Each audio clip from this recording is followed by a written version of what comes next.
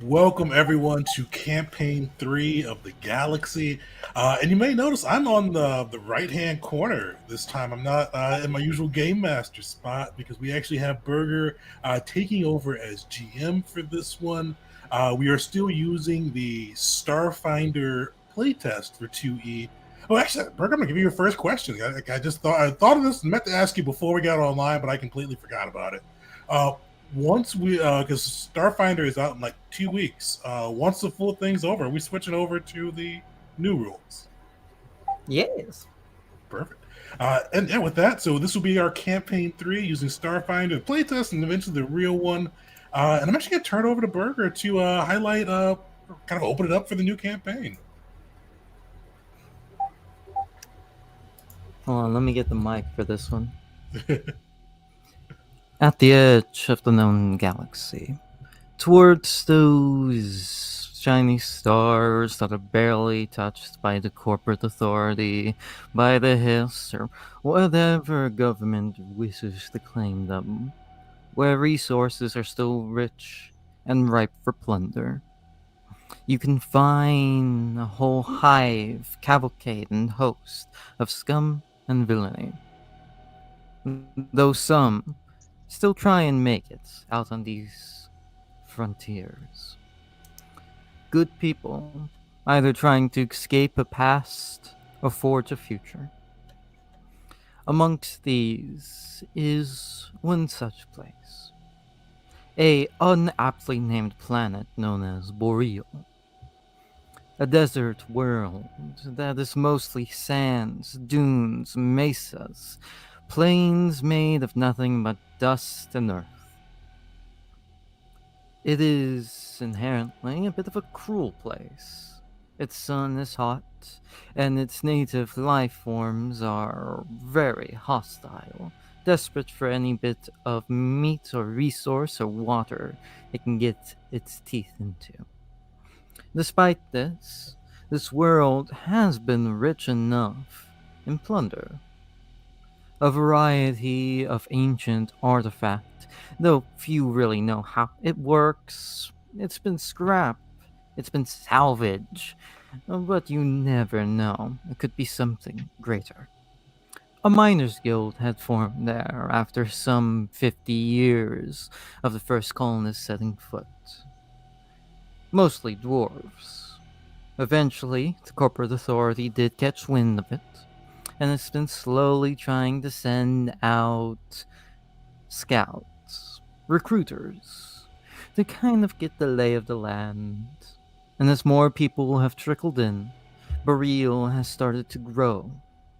Small town sets, all underneath the same name as the world, in different cardinal directions, have begun to sprung up. And towards this world, which is so hostile, of course you have some coming for those very plunders these colonists themselves wish to gain, such as Dubots, trying to seek out freedom and forge that said future, and the dreaded MKZs, looking to huff Zro and take whatever shred they can. One such group of them is led by a philosopher, Man- Mantaro? Benghazi. Benghazi, the Khan. But those are not what we open up to. No, instead, we see a city, a small town set that is bustling with life. Stone structures made out of sand and whatever prefabs that could be brought to this world. The sun makes their images wave. The scent of spice and food, the sound of crowds and gatherings. These people need protectors, and so protectors they have brought. We zoom in on a grand, almost citadel as a part of the West Boreal town set. Its amount of protectors are small. Not many are machine, but as a parent, some are. This is where I will turn it to the players.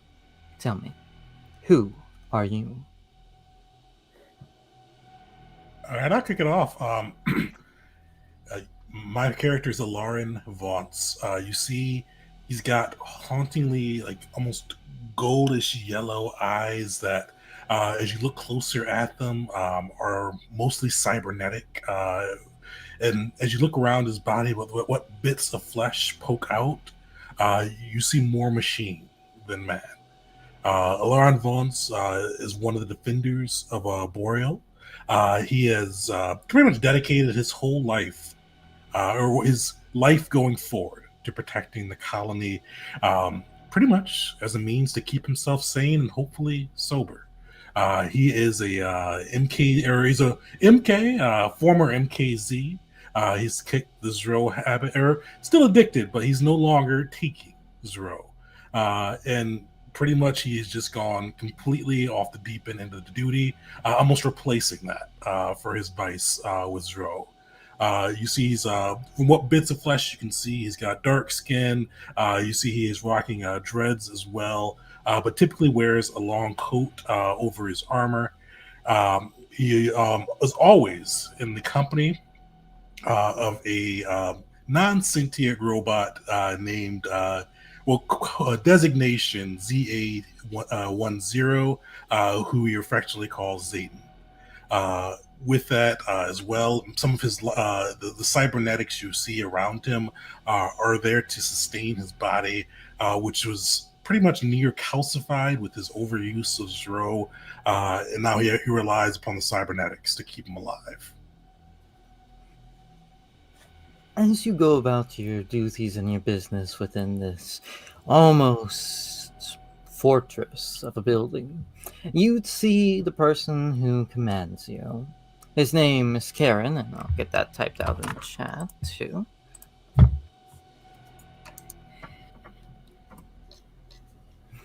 And he is also human, slightly more light tan skin.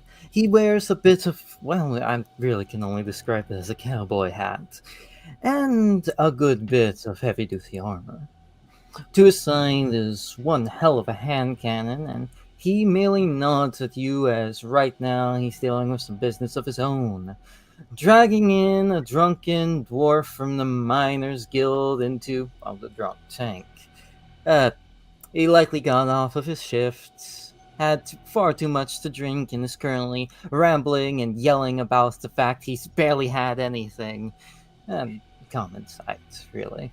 They work those miners long, so they get a little bit cranky. Who else is there to witness this dwarf being thrown into a cell? Oh, go for it.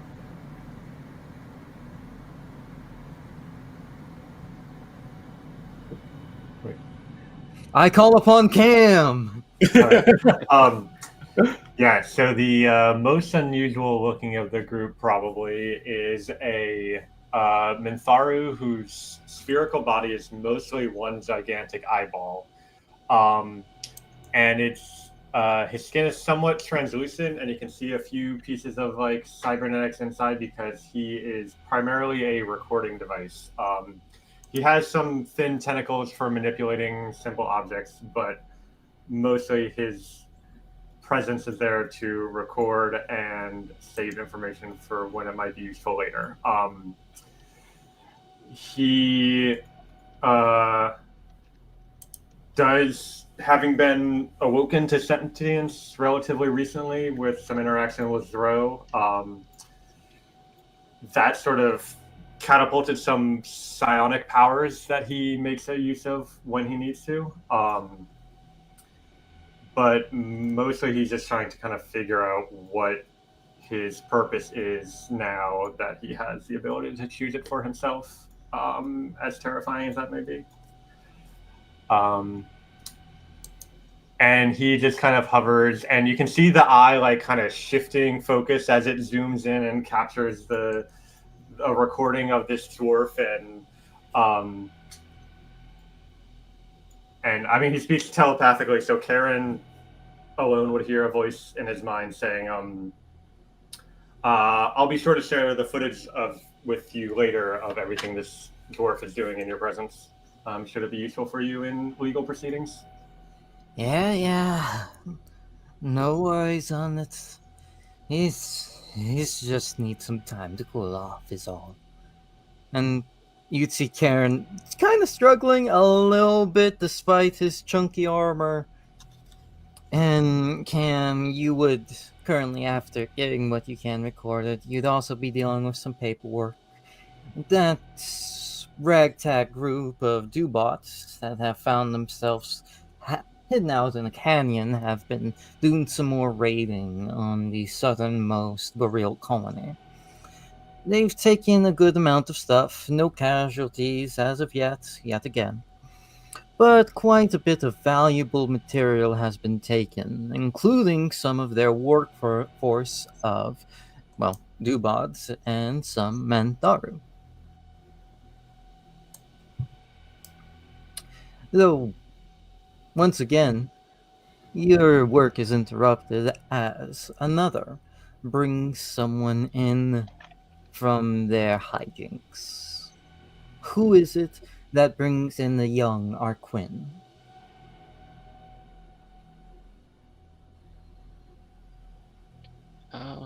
Sure, I'll go. So Ix'll bring him in. And so you'll see, first you'll see a rather large robot, maybe about 6 foot tall. Looks like he came out of a scrapyard. And up on his shoulder, kind of peeking up, you'll see a little goblin who looks like he came out of a Mad Max episode. You'll see his gear, while seemingly functional, looks like it came from a junkyard. It looks like whatever he found is what he used. And he's just kind of pieced it together, and he'll have kind of a bow over his shoulder and a buckler kind of on his arm, wearing some leather armor. The robot, then you'll see, it's kind of, there's definitely nothing cosmetic about this robot. You'll see kind of bare wires sometimes showing. He's got kind of a blade attached to his arm as he kind of strolls in. And then the robot amps, has big kind of glowing, like almost like flashlights for eyes. And then Ix will jump down and approach and say, I found this Arquin you were looking for. Karen will turn over. Finally. This little runabout has been causing quite the issue with his, if you could even call it a vehicle. And you'd see the Arquin, who's definitely within kind of that, like, when it comes to, like, physical maturity, teenage years, he kind of just tips his chin up for a second, clearly coming from money, and just goes, well, I call it quite the hot rod, and if you ever stop being so stuck up, maybe I'll give you a ride on it. We'll cause some trouble. I pass. This particular Arquin is here just about every week, acting out in some way, some manner, and every week you have to deal with his father, the prospect from the corporate authority, coming in to scout things out. You have to deal with him, and that's never a fun time. Bureaucracy, paperwork, and too much corporate lingo. Though, with that said, one person who has been here the entire time, kind of looking over all this while dealing with their own bit of paperwork, probably already having the paperwork for this particular Arquin's being written up. You know, he actually has quite the human name, James, this Arquin. The younger one. Probably getting the paperwork for that set up. Vorin. Task. So you'll see in Vorin, you know he's human because you've talked to him, but he's in arbor that's almost maybe a little bit too much for upholding the law. Who knows where you don't know where he got it from, and he's not keen on telling. He's a man of few words. Doesn't he hates the Arquin, the previously mentioned Arquin James and his annoying father. Lots of words for give us the money for the fine and leave. So, in an effort to minimize James's time over there, he's already got that filled out. He's actually already kind of made a few copies with the date empty because, well, this is an every week occurrence. He's thoughtful like that. He likes to see things coming, and he tries his best to work around them or avoid them or take them head on. As I mentioned, bit of a quiet guy, bit of a loner. You'd wonder if maybe he's colorblind or something because he doesn't have a whole lot of color in his attire. A whole lot of black and gray, maybe a bit of brown for holsters, but not much to it. James would actually pipe up, seeing you already getting the paperwork up, and he goes, "Hey, I'll give you 20 credits if you hop up the charges." Gladly. Look at you. He kind of like turns his hands to where they're already like cuffed towards X to like, hey, can you undo that? So he can actually pass you the money. It's nothing to him, but you know he's probably just right now trying to get under his father's skin, complicate matters. You hear Lauren like grunt as he goes, and he gives like Voren a stare as he takes the 20 as the credits are presented to him. What, do you want some of this? That is not protocol. It's against subsection 5, bribes to officers.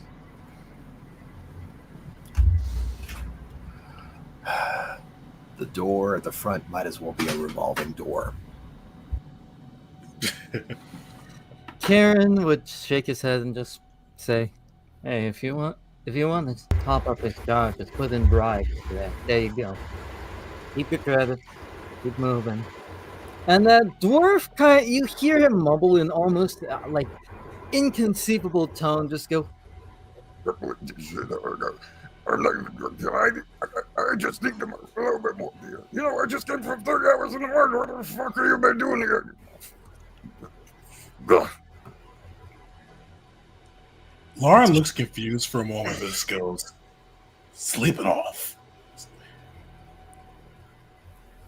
I'm just sleeping off. I'm just going to get the 30 hours in the morning. I'm not going to talk about sleep off. Be quiet or I'll make you quiet.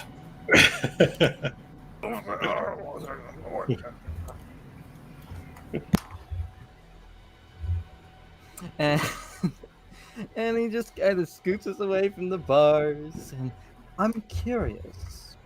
I think I brought this up earlier, but how long have y'all known each other? Does anyone here have particular connections? Any stories that one or another have shared? So Keith, I think we talked about this a little bit ago, but this is before we both had our concepts like fully done. Do you want to be the person that made Zayden? Yeah, that sounds good. We can say, and like for because I don't think I said in my class when I did. I'm doing a summoner for Lauren, so like it can somehow be the one that like built Zayden and kind of linked some of his life support pieces between Zayden and Lauren. Yeah, and I'm an inventor, so I don't think I said that either, so that would make sense. So I'll give you the option here. So for my ancestry, I took Junk Tinker. And so I literally used junk to make all my stuff. Did I use junk to make your summon, or did I do it right?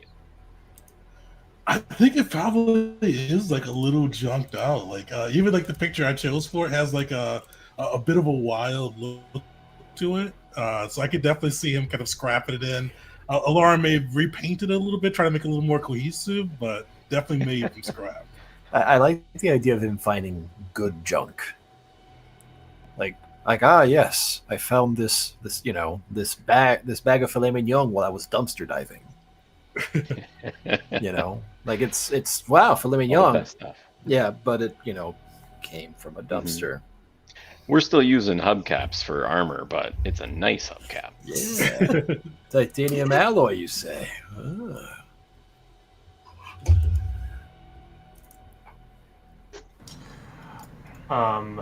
So yeah, I'm from Hazrat's heroic headquarters. So I don't know if anyone else would have reason to be around there. Maybe I was you caught me spying on somebody's illegal operations, and tried to, make sure that information didn't get to the right places, only to find out that I was no longer connected to the corporate authority and just still kind of taking action on my own and not really sure what to do. I think that could fit for Voran. He hates the Arquin. Probably hates the corporate authority too. Well, yeah. So maybe you're trying to show me a different way to live without just following the corporate authorities' instructions blindly, which has been my life so far. I mean, I think it's really egotistical of them to have authority in their name, but what do they get off? That's me, the player talking. Warren wouldn't say so much. Warren would just huff. But yeah, I can. There is a greater world beyond the corporate world. And maybe, just maybe, we can put them away for good, for other reasons, for other trumped up charges. Attempted murder. He threw a rock at me. That's a deadly weapon. Sure, it's a stretch, but So is Voran usually pretty fast and loose with the rules? Rules? You mean? Yes, 100%. Rules are, rules are meant to be broken, sidestepped, reasoned out of, etc. That is 100% our main source of conflict. Since getting off Zero, Alarin is ridiculously by the book. He feels like he has to keep his life structured to keep himself from relapsing, so he would definitely try to push everybody else onto that structure too. Keep that up. I'll leave the evidence locker unlocked and blow. Oh, how does that smell? That would definitely. He wouldn't say that, but that would earn a glare. You just. Yeah. I have a lore question, because I think we might have talked about this in Discord a little, but I don't think we've talked about it on stream. So Ix is a goblin. Are we saying from a lore standpoint that a goblin is a dwarf? Just a subclass of a dwarf? I do kind of like that. Me too.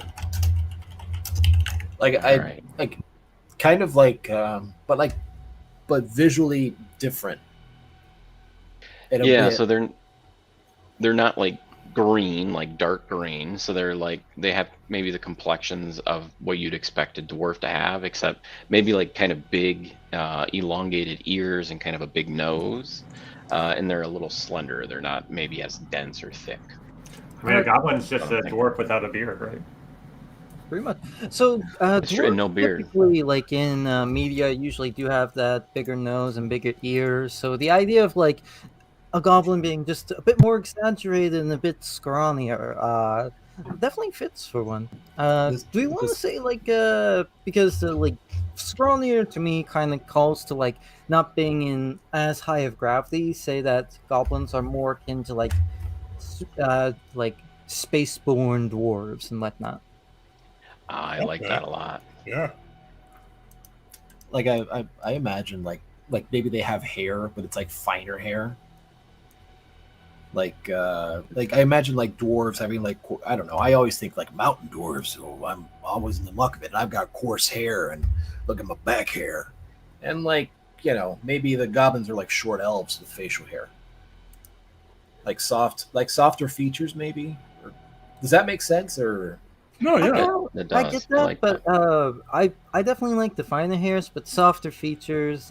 I'd say that would depend per character. Yeah. And I can just imagine, again, Shut up, dwarf. I'm I just getting very unhappy about being mischaracterized. Yeah, I kind of like the classification of a space dwarf. Yeah. I think that's kind of cool. Good call. That immediately reminds me of the thing of like, oh yeah, dwarves are some of the best pilots in the galaxy. Goblin piloting a ship. I hate that I'm thinking of Leprechaun, the movie in space. I hate seen this That's space a one. wild thing to bring up. Leprechaun in space. I've not. Fortunately, actually, I don't want to think about Leprechaun in space, but it's been a long time since I thought about that. I hate that I did. I couldn't not.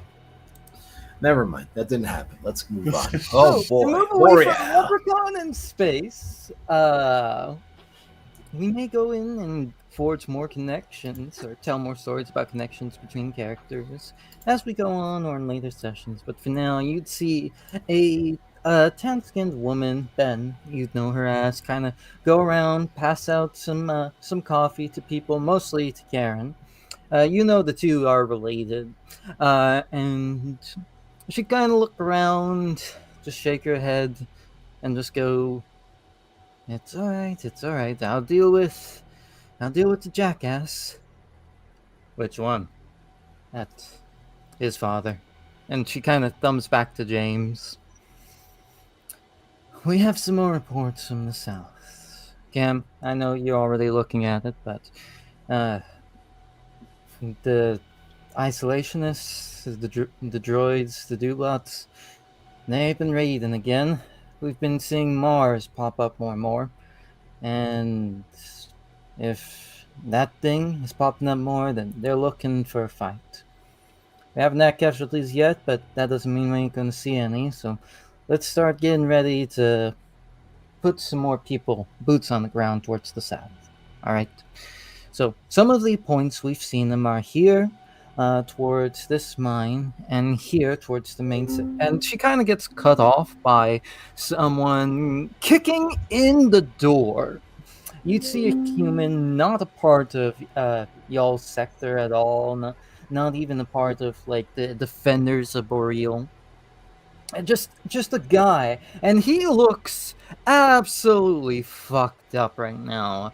His eyes black. He smells like smoke. There's dried blood on him. He doesn't look right out of the fight, like he's been away from it for say 10-20 minutes, but it looks like he got fucked up, and you can tell this is one of the miners. He's human, but he's got some bulk to him. He's clearly been operating a lot of machinery, and he looks dead tired, but adrenaline pumping through, making his eyes bloodshot. And he just goes, oh, fucking hell. The mine's burning. The mine towards the south. The Marin mine. What caused the fire, miner? It's fucking MKZs. With the mines. They use their mines to burn the mine. You see Lauren shakes his head, goes, "It's row addicts." They got this thing.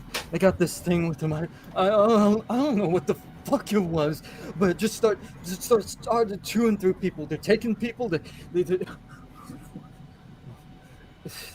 killing people. They're taking people, and the Khan is there with that big fucking hiss with the hammer. They're both there. He turned the man into paste just by looking at him. See Ix like picking through the trash, like maybe pulling out a pen, and he turns around and goes, I do not think you can turn a man to paste, but I shall go see. I'm quite curious of this. I don't know why you pick her. Just do something about it. That's what you do, right? We'll put him down.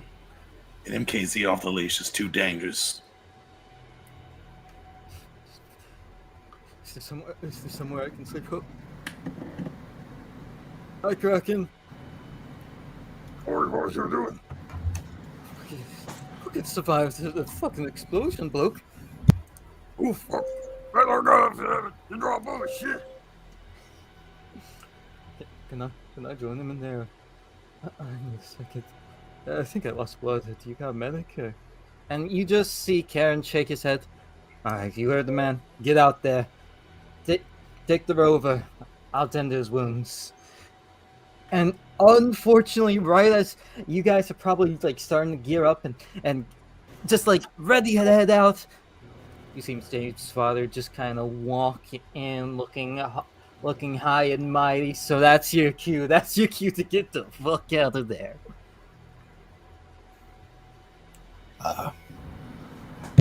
I mean, I don't mind a little confrontation.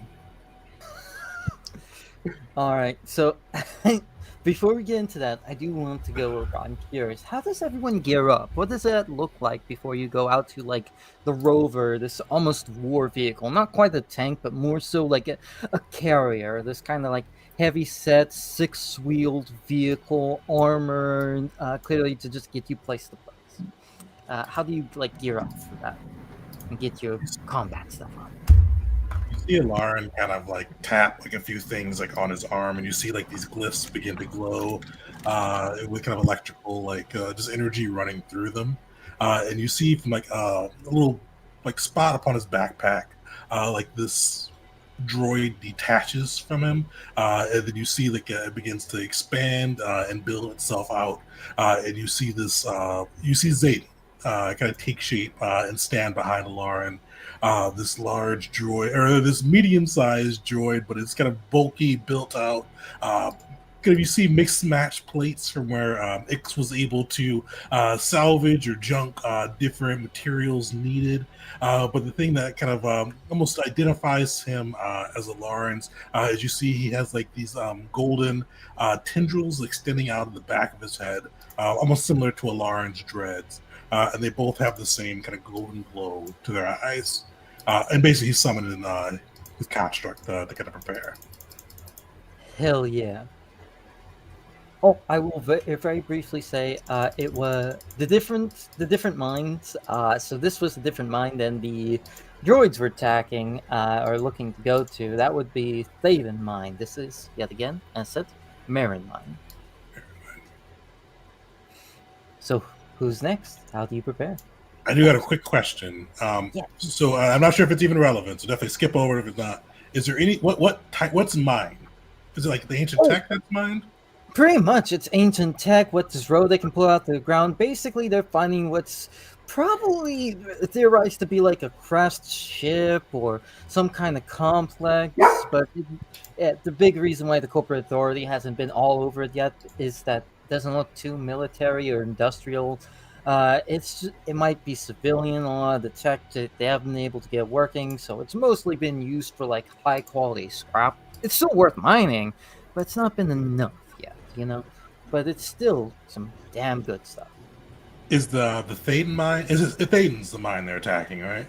Marin is the mine that the MKZs are attacking. Thaden is the mine that the Dubot, that the isolationists have been like seen like they're going to. Is there Zero in the Marin mine? I'm guessing. There's Ro in both. Both. Okay. All right. All right. All right. Cool. So Ix will just go and start doing diagnostics on AMP. So he'll kind of come and make sure wires are kind of plugged in good and make sure the movement's working good. And so he'll just kind of start just talking to AMP. And he'll just start giving him directions, be like, AMP, please rotate your right arm. And so he'll just kind of watch him rotate his arm. You lift your right foot. Now stand on, and so he'll just kind of go through like almost like a pre-flight check. Just very systematic.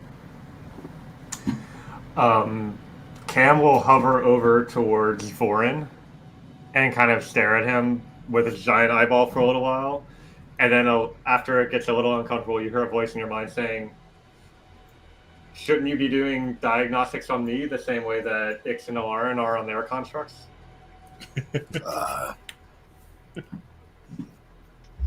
No, you're fleshy. I don't even know what I'd do to you.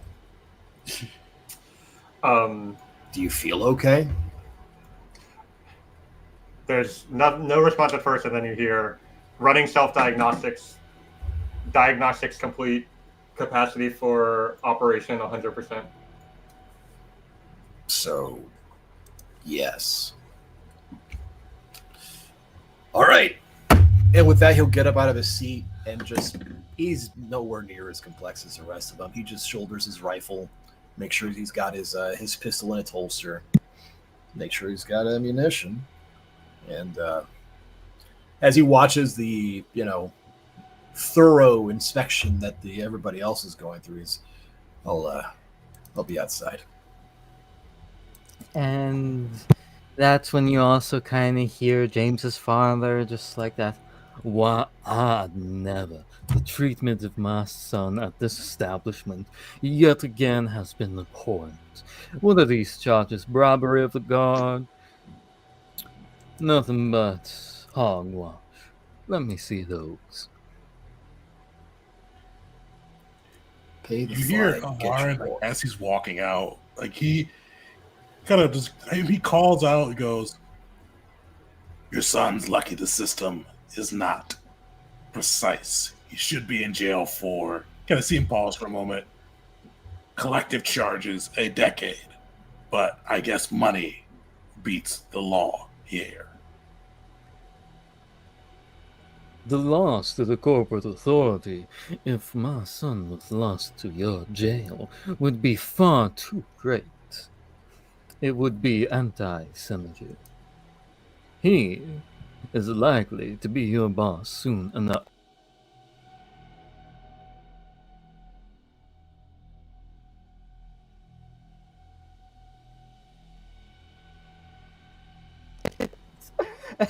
As he just like by the way, James's father as an Arc Quinn is fucking huge. I don't mean fat. He is this bulky, like built, slightly armored underneath his very fine clothes. It's definitely a hint of some kind of military background. But as we move forward, you all get in the rover, and it does kind of look like that. This six-wheeled, heavy armored vehicle, this carrier, and you start getting out there, and it just rips through the sand as you start to exit the West Boreal colony, and you start heading toward the south. You would see amongst the skyline mesas and plateaus, these old and ancient cracked earth that has arisen, where you can almost see the different eras of this planet just embedded into the stone. For some of you, you might have seen some of these eras. I say that, only one of you has a chance to have seen one of these eras. But for others, this might still be brand new to you, or it could have been your life for a long time. There is vegetation on this world, mind you, just not greenery. These deep red plants that have quite a bit of iron in them grow thick and viscous. They grow up like towers, less akin to trees and more so like just these brambles of, well, meat-colored plants. They're very broad. Like, really think like, how do I explain this? You know that kind of like those like in the Amazon, those really wide-leafed plants that are really thick, kind of like that. They just absorb sunlight. You know their roots go deep into the earth, past the sand, holding in dirt and stone. Various things try and run with the rover, being outpaced rather quickly. These small little creatures with big old jaws, no eyes, kind of three legs on both sides, almost quite like the rover itself. They're actually not too dangerous. They'll try and take a bite out of something, be it metal or not, and just go on their way. Not unlike some kinds of sharks that would take blubber out of a whale. You would see amongst the skyline rather, and the sun, the sky is this deep, rich green. Though this world is mostly desert, it does have its seas, and its seas are that same beautiful jade. as you see this world you so desperately defend, you get further away from its people and closer to its riches, the riches that are being plundered as we speak. Soon that jade green sky is choked with smoke. Fire crests the hill. You see an encampment that makes up this mine, where people kind of live out their lives for a short while before going back to the main city. All the vehicles there are destroyed, crumpled into small balls like someone would do to a piece of newspaper. You'd see just these shadows where people might have stood, but now it's just this stain on the earth. And you would see this red haze all through, be it the heat, or you know what that man said, the Khan having turned someone into paste. And it's about, say, 300 feet away when you'd first feel this vehicle you're in creak and groan, and the walls start to buckle despite its armor. And I would definitely say everyone here would be smart enough to recognize exactly what that is, given the fact you just saw some of those vehicles crumpled.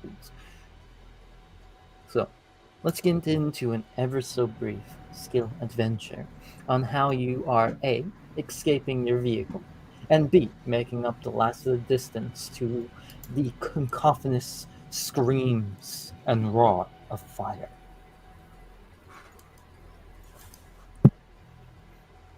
Hmm. 3 successes to 3 failures, by the way.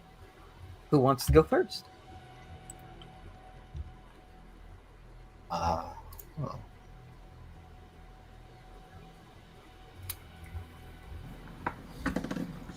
Maybe, just maybe, Vorin was driving.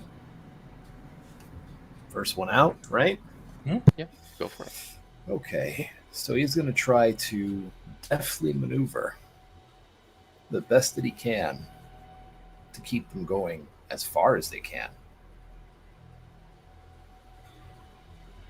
Heck yeah. What would you think would be a skill best appropriate for that? Well, piloting? Oh yeah, go for it. If you got a lower piloting, or I got piloting. Let's see. Yeah, go for it. Rolling and going, and I thought that was private. Never mind. I still see it, so that'd be a 19. That absolutely passes.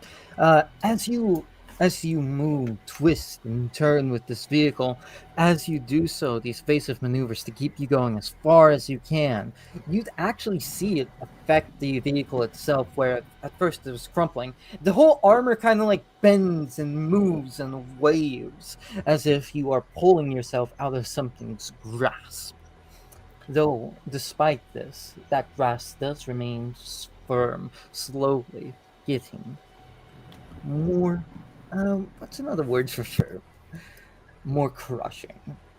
So maybe just maybe starts to slow it down a bit because we're gonna have to jump out of this bitch. Yep. But you definitely get closer, and you did save quite a bit of time as such. Who's next?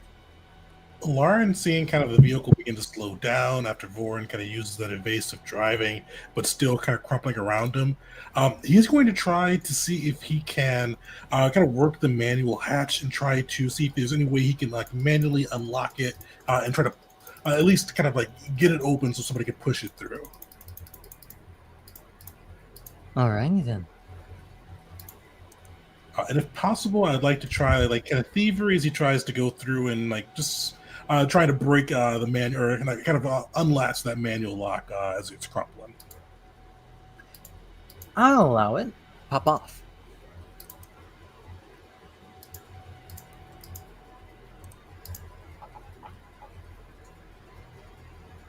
That will very much pass. A little closer this time. You're able to get in there, do those dexterous maneuvers to get all those locks off, and the back half of this armored vehicle just plops open, letting you all see the horizon getting further and further away from you. as you encroach this place. And this is where you all start to realize those screams and roars you're hearing don't sound like people. They sound different, more wrong, as if artificial, but not trying to pretend like it's anything truly human. More so, it sounds like weaponry of some kind. Who's next? I'm assuming it's some sort of psychic energy crushing us, so I'm going to try to push back at it with my own psychic energy. If I could roll occultism for that. Oh, absolutely. All right. Heck yeah, perfect. And you are able to push back on it, and it feels rather strong. Yet at the same time, as you push back on it, you realize it's not fully focused on you, as if its attention is split, not one way, not two way, 4 or 5. And you are able to get a grip and keep your vehicle from imploding onto itself. Though the wheels start to wobble and hitch, you keep this vehicle going for a time longer with your own psychic energies. And Ix, and though it matters not, you guys got all the successes you needed. I am curious, what would you have done? And what will you do to help with getting closer? So I think I'd try to do try to figure out if the vehicle is going to hold together, and so maybe an engineering lore check, Yeah, go for it. just to see how long this thing's gonna stay on the road here.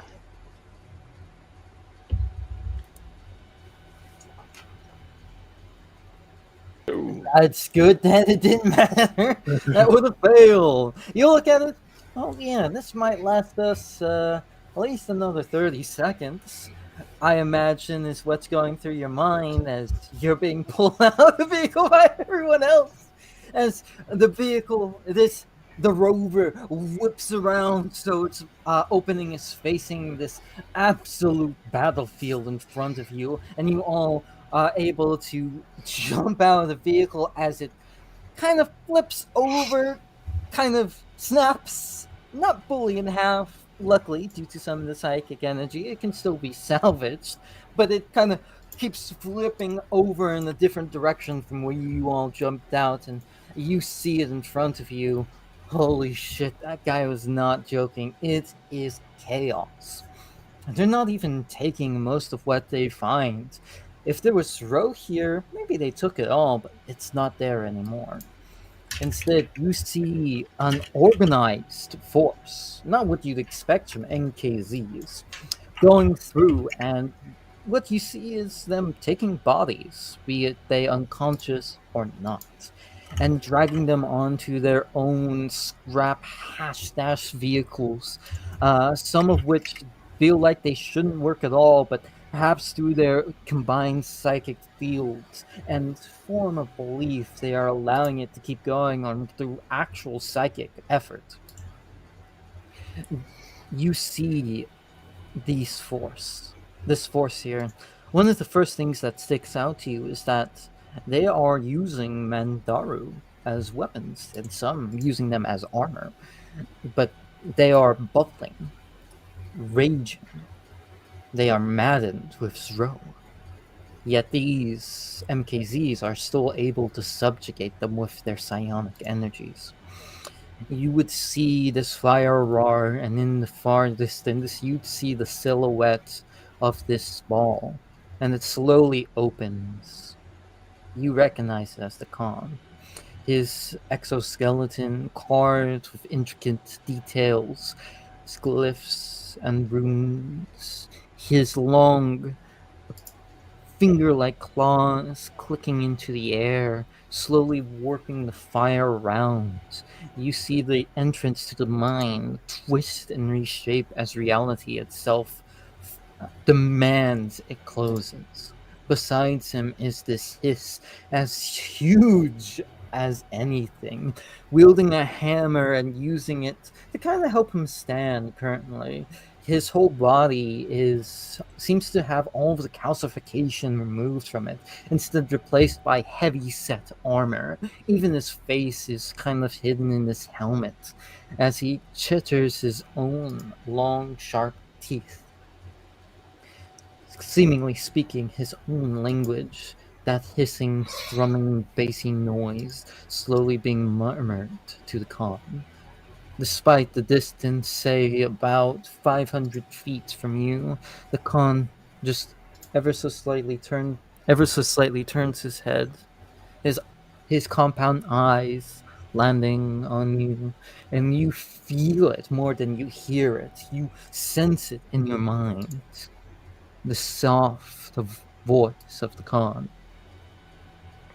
Kill them. Do not take them. Leave no bodies. And with that, I'll ask, what is everyone's kind of response to this, as you are able to see like some of these MKZs, a small force of them, kind of turning their attention to you?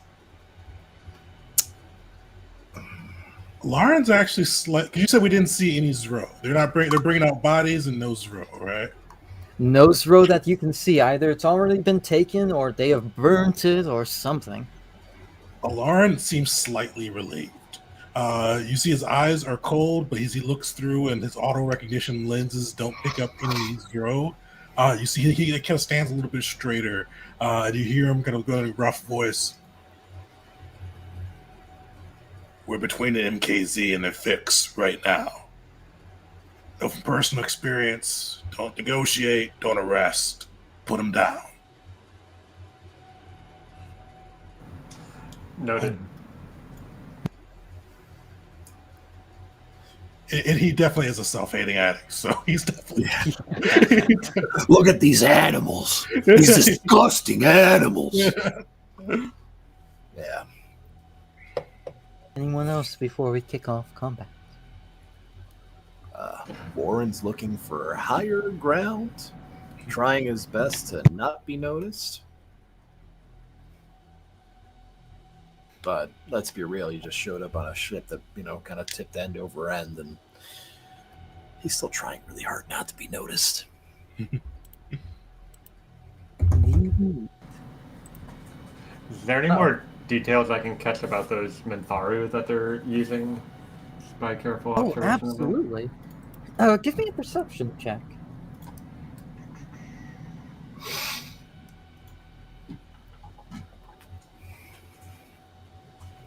You're able to pick out immediately that the ones that they are using definitely some of them seem to be from this colony, others seem to have been from other colonies, but yet they seem to have this unified symbol on them that's kind of been either bubbled, boiled, or scratched out. That symbol of the isolationists. And you would see that with these in particular, these ones were originally weapons too. They are something known as, let me double check what I called them. Let's see here, mutilators. Their sonic screeching enough to almost break down your cells. Their sonic screeching almost enough to break down your cells at a molecular level, vibrating away each single piece. And I'm having a slight difficulty because whenever I click on the map, it's not showing all the things, all the options. There we go. View scene and activate. There we go. All right. You would see a very small force coming to greet you. They're not all that in the grand scheme of things compared to the rest of the forces burning down this place. Yet at the same time, they still seem organized. They are wearing uniforms, kind of looking as if they are one. And you would see them raise their mutilators and are joined by what is clearly an addict dwarf. The calcifications on his body clearly grown strong, and wherever his body couldn't, he's kind of picked and scratched until it's turned into that kind of almost iconic red part of, I imagine, of MKZs who really abuse Row, where their body kind of just pulsates and grows instead of becoming fully stone. So long as they're getting their fix, of course. And feel free to put your tokens anywhere towards the bottom. I don't think we can throw ours on. Oh, shoot. Sorry, No worries. token all this. I think it's paused. I think. Oh, how do I... Tegan. Spacebar. Thank you. There we go.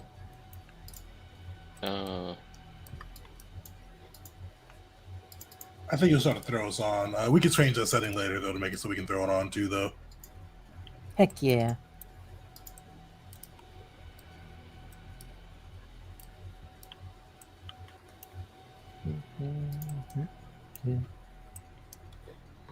And some companions. There's 2 of me. One has been removed. Over here. Or can we be over here? I'll kind of, most of the time I'll just be like on Amp's back, like riding him like a mount. So, but hold on. Got it. It just looks strange because he's only a medium. So he doesn't have more than one.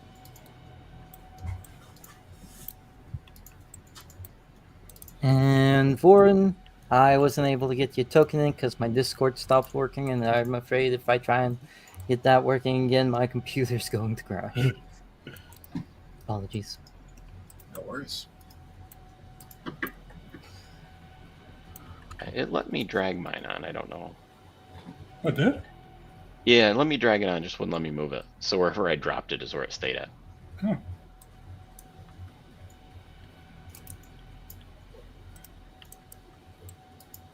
Encounter started. Begin encounter. So with that, are y'all able to roll your initiative on the encounter tracker? So if you hit Control R or Control A, and then it's going to select all of us, and then like click the cross swords, then we'll be able to roll initiative. Got it.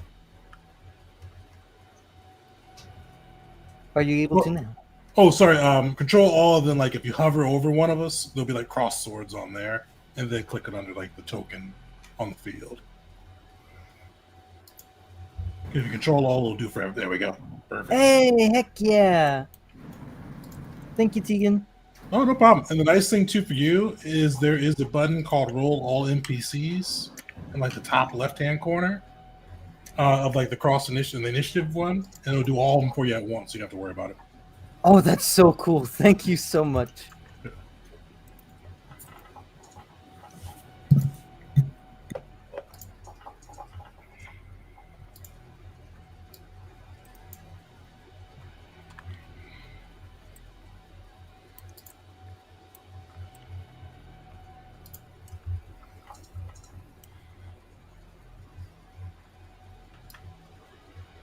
All right, is that everybody?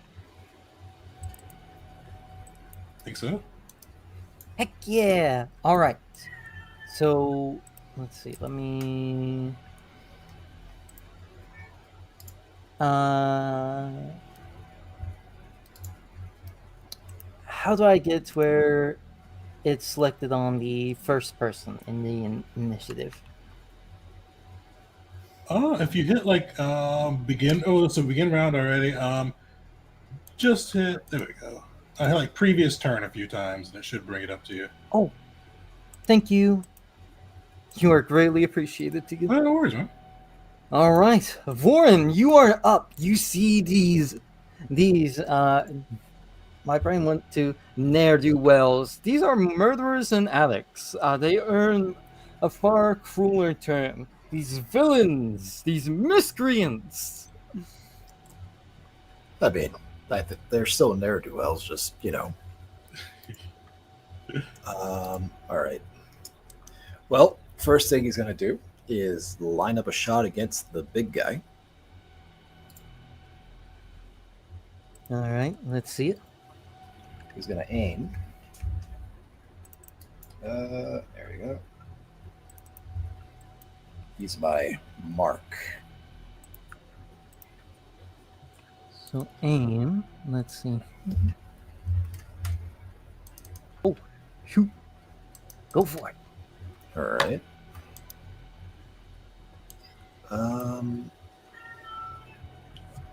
Yeah, I think that's right. Roll. And let's see here. That will hit. All right. I will roll a little bit of damage. And be right back.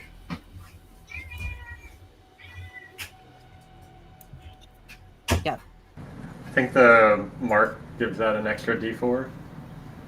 Did that not do it? Doesn't look like it. Well, Oh, should I have dropped the aim effect on the NPC? oh, I thought me targeting it did that. My bad. Oh, there we go. Yeah, if you drop it on the NPC, it'll give you the D4 and random, but you'll have to roll this one manually. Then Sorry about that. no worries. I can. There we go. And I'll throw that in there. Damage. Okay. There we go. And you see as that shot goes into him, a good bit of it is deflected by those calcifications, but definitely rocks in. And with that, I think I'm not sure how much of a magazine this thing has. Oh, it should say. Reload 1, so I guess I have to reload. Yeah. All right, so then I will reload. And I guess that's the chart, right? Yes, That's indeed. reactions. Yeah, there you go. Moving forward.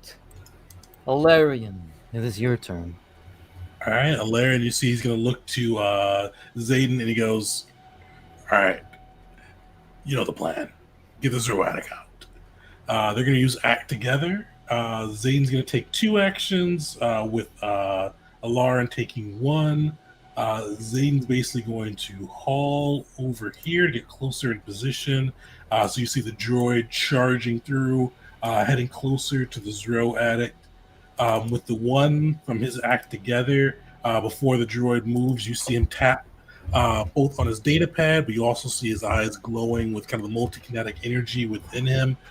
He is going to use his 1 action to cast Boost Eidolon. So you see this kind of like almost electricity arcing from Lauren as he kind of calls upon his own MK energies and channels them right into his droid. And then with his last action, Alarin is just going to move up himself.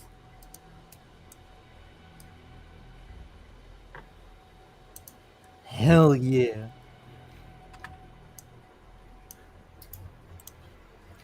So is that your turn?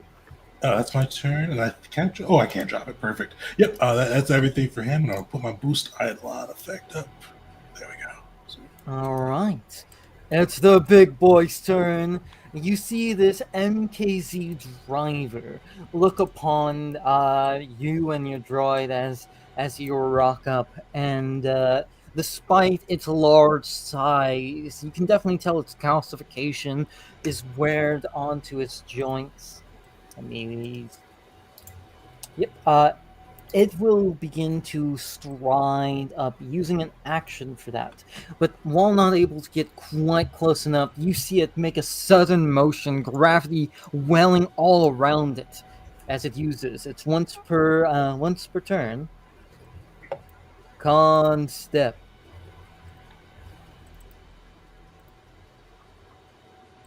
I posted it twice by accident. My bad. I want to I want to shoot the guy. You sure? I have hair trigger. Oh, how's that work? The last creature I aimed at since the start of my last turn uses a manipulate action or a move action. Oh, Makes a melee nice. attack or leaves a square during a move action. Hell Requirements: yeah, take I that have shot. I have a gun. All right, so let's hopefully kablow. Let's see.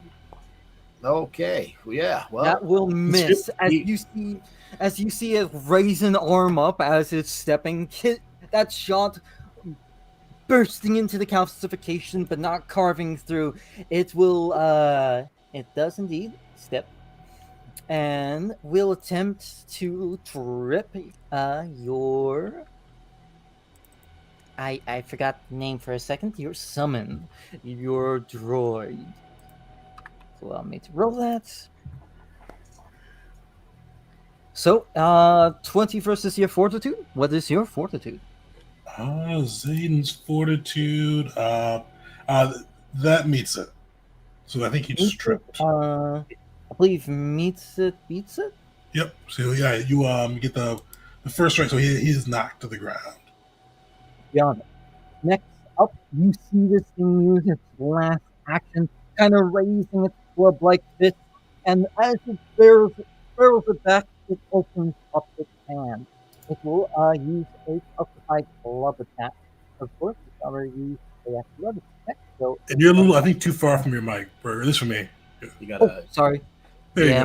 you you gotta Yeah. tilt. So that it was basically rearing its fist back, opening up its palm at the last moment, and launching it out with a calcified club attack. Oh shit! Does 19 hit? Oh, I forgot to put prone on him, and with prone, 19 will hit. Actually, 19 hits. either Okay, way. so 19 this has improved grab. So as it strikes into you, it takes its hand and grips. Let me roll the damage real fast. So that'll be 5 damage against you. But for the last piece of it, it does have a reaction. Khan's Burial. Let's see here.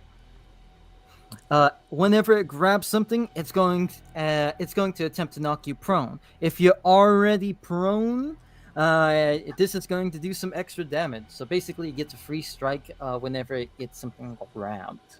It is a slow bruiser, but it damn loves getting into the thick of melee. So let me give that roll.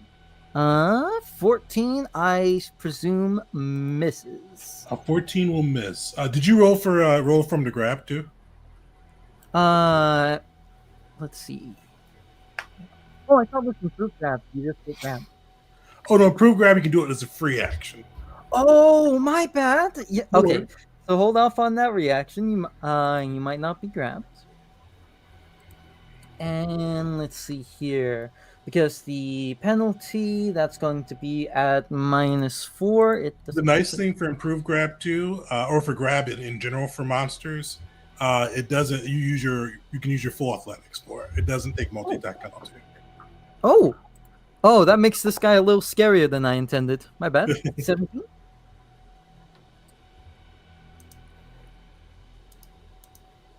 17 grab is versus reflex, right? That meets it. Oh, actually, no, sorry, that meets it for Zayden or my guy. That beats it for Zayden. So he's grabbed. Shit.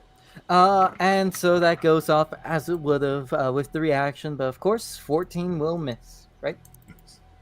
Yeah, 14 will miss. As it brings its fist in, it tries to bury you into the earth with a gravitational surge, but your body is strong enough to resist.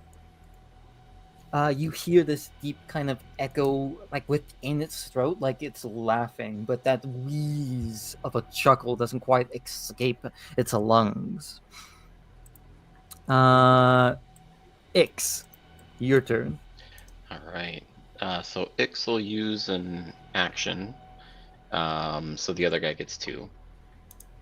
And then, so my second action, I'll move up 25. And then my guy moves 40, which is still not melee range. So you'll hear Ix yell out and they say, flank him. And so you'll see my guy move up to the side.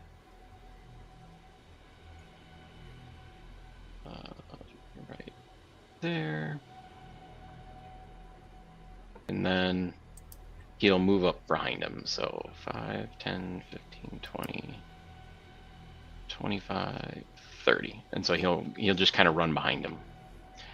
So that's his 2 actions. And then I have 1 action left. And I will use... so we're going to do... overdrive. I think if I hit the use, it'll work. Alright. Okay, no, it just... Okay, but it gave me the check here. So I take a crafting check.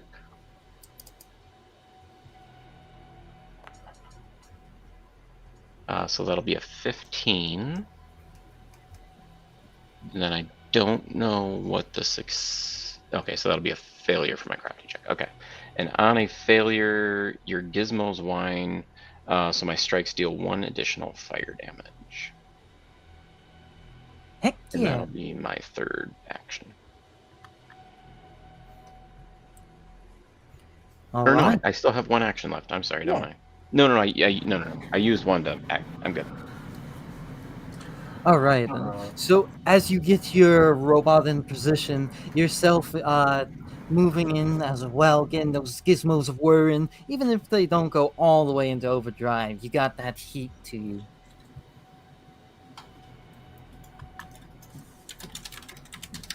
Let's see, which one are you? There we go, you. You see this acolyte look over, and he will raise his mutilator. Let me actually measure out. Who can he hit? Let's see here. So he is going to probably move twice in order to get this in range proper. And so again, you see those calcifications on these individuals, still keeping them from being able to reach their full kind of mobility. Let's see here, and he'll move here. And he is going to, as he's running up, he's lining a shot up with his mutilator, and this Mandaru shrieks towards you. He is going to take a shot at...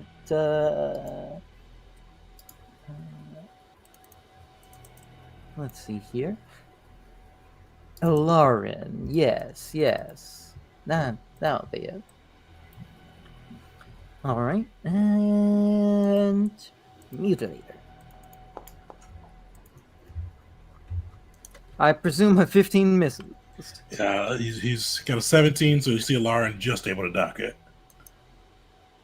As you duck it, it does unfortunately have some splash damage to it. That shriek echoing out with this frenzied, maddened wail.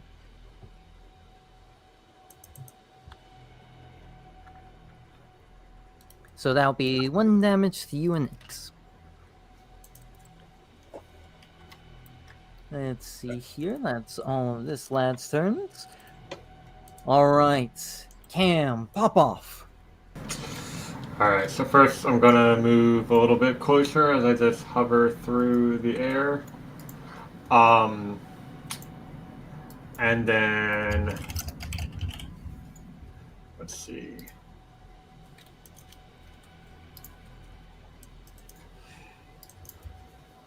So I'm going to first targeting the big MK activate Glimpse Weakness. As I identify a part where the calcifications are not as tough, and then everyone sees, for a moment, everyone's vision changes to Tam's vision. as you see this weak point he's focusing on, and then it quickly switches back to your own normal vision. But now you know that that's a spot where if you land a hit, you'll deal some extra damage. And then for my third action, I'm going to cast. Oh wait. Vorin is going to get guidance. Hell yeah. And we didn't take the sniper duo archetype, but similar flavor going on here, where I'm like giving you another point of view to get a clean shot off, and that'll be my turn.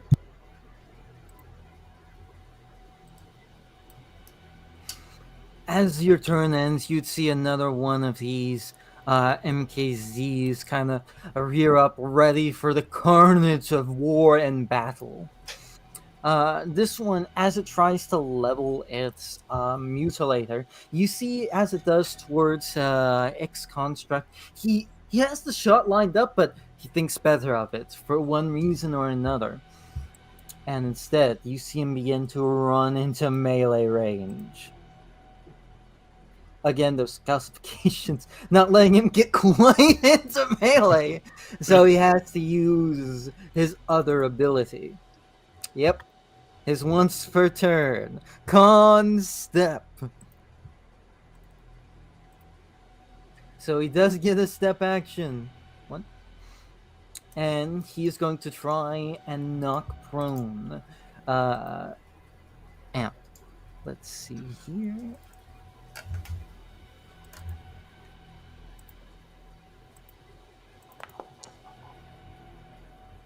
Oh, shit. Yeah, 20 will do it. And for his last action, you'd see him raise his hand, his claws pulsating with that same gravitational energy, not in a controlled fashion like the driver does, but instead this almost feral way, as he will swing at you. And Tegan, so if they try and use, say, a trip, for example, that still affects their multi-attack penalty for their actual strikes, right? Yeah. So unless it's like a trip that's attached to like a trip that's like for the enemy, if they have a trip attached to like whatever their attack is, they can use it just like the grab is. But otherwise, yeah. So for this one, since it's like a step and trip, it would hit their multi-attack penalty. Good. That's how I balance these guys out. Okay. That's here for you. Not all right. Oh, you kidding me? This only had a +1 to it. That's rough. Okay, so critical, and this does have some splash damage. It's only 1 bludgeoning. Oh, that's max. So that's going to be 15 slashing and 1 bludgeoning splash. As you see that gravitational repulse go out from his fist, it seems to be absorbed into his own calcifications and the calcifications of the driver. All right, and that was against Amp? That was against Amp. All right. Youch. How's Amp looking after that one? He's still okay. Good. Almost bloodied. Oof. Alright then. We got another one though. As he begins to see everyone kind of culminating into their own cavalcade of carnage, he will level out his own Mangler here, and he's going to aim at. He's going to aim at. Let's see here. Yeah, Cam. He's going to aim at Cam. If the sheet would open. There we go. So let me see if there's going to be any range penalty to this. Yes, there will be. He's going to save this movement action for something else later. So let's see here. This will have a -2 to it. Does a 13 hit you? No. All right, you see this shriek ripple through the air and completely and utterly go wide. I saw that one coming. And he is going to kind of try and get into. Let's see here. Yeah, he's going to use 2 movement actions here and get into the fray with. Let's see, let me double check the names real fast. Alarin. And you see that same kind of gravity surge around his claws. But we go back to Vurn. Well, let's. I'll keep this nice and easy. I will aim at the big boy. Just where is that action?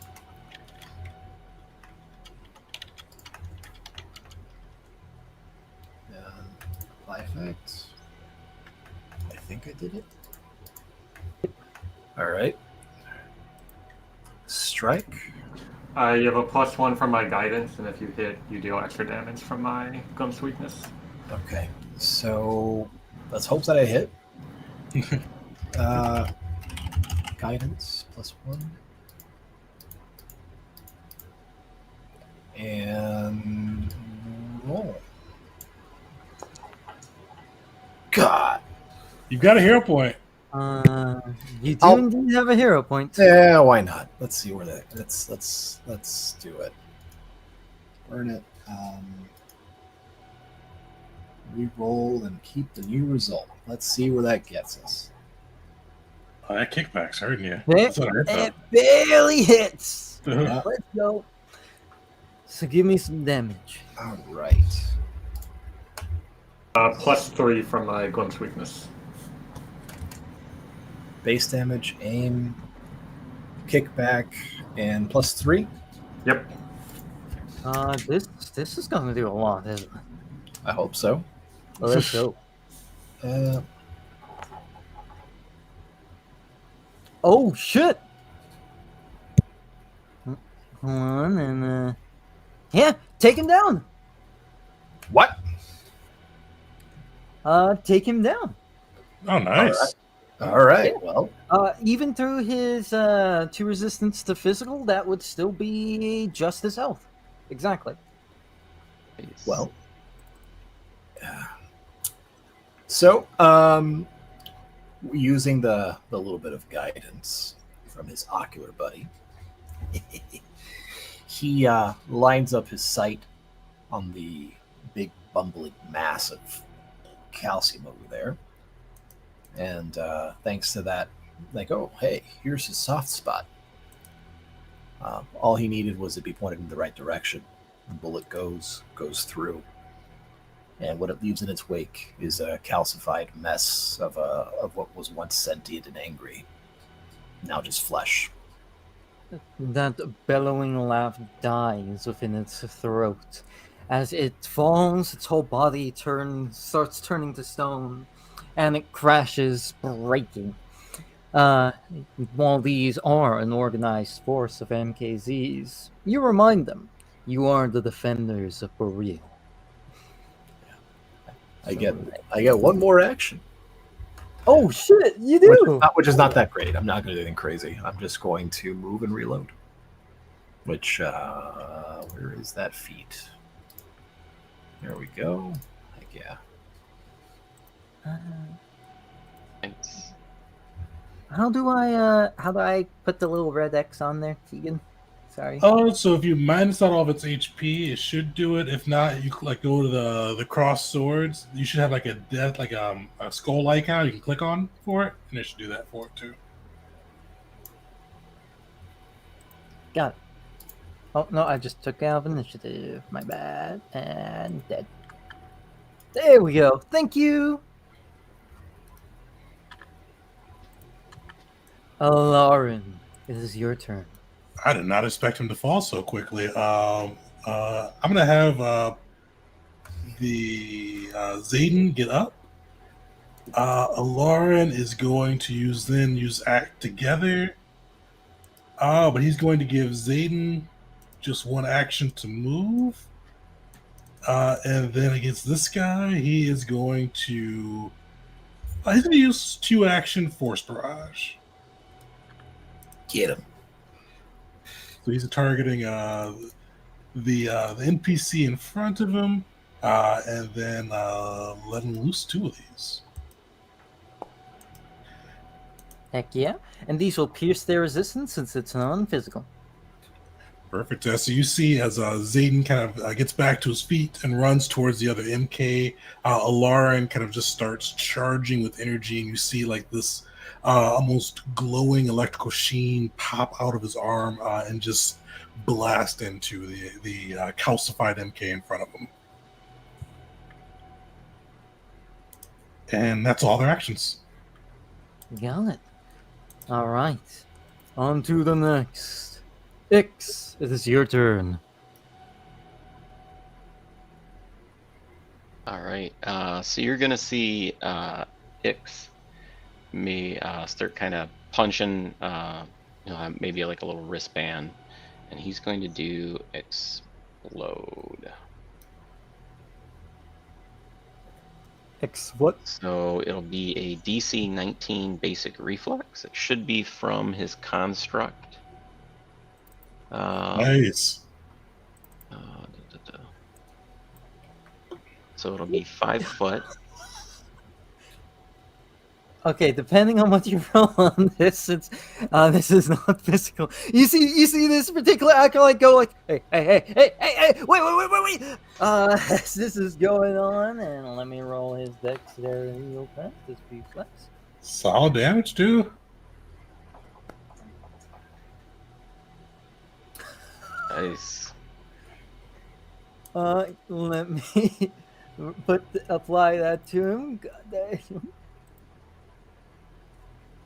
You see him near burnt to a crisp, barely on his feet, covered in flames. All right, and then for my last action, you'll hear me yell over to Amps, finish him, and I'll give 2 actions to Amps, and he's currently grabbed, or is he just tripped? He is currently tripped, so he's knocked down. All right, he will stand up, and then make a melee attack. So from this acolyte's perspective, he would decide, you know what, I'm going to get into melee. Knocks down the robot explodes, and through the fire and ashes, he's just standing up, silhouetted by the fire all around and from within. Oh, but I forgot one thing. Hold on, I gotta do the flat check. Holy, you still Hey, there we go! No! He doesn't blow himself up. All right, and then he'll stand, and then he'll make one swing at this guy with just kind of his fist.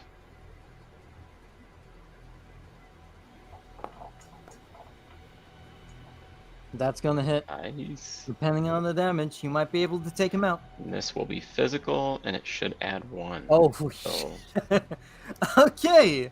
How do you kill this guy? so you see this guy kind of, after he trips him, he's kind of maybe hovering over him. You see Amp just start to glow and then just blow up. And then as the flames dissipate, Amps is just standing there with his fist up, and he just pounds him into the ground.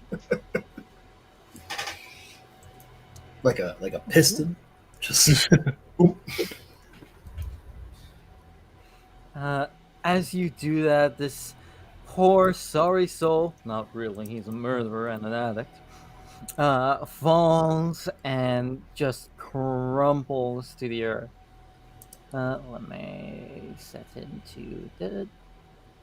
And not him. There we go. Dead.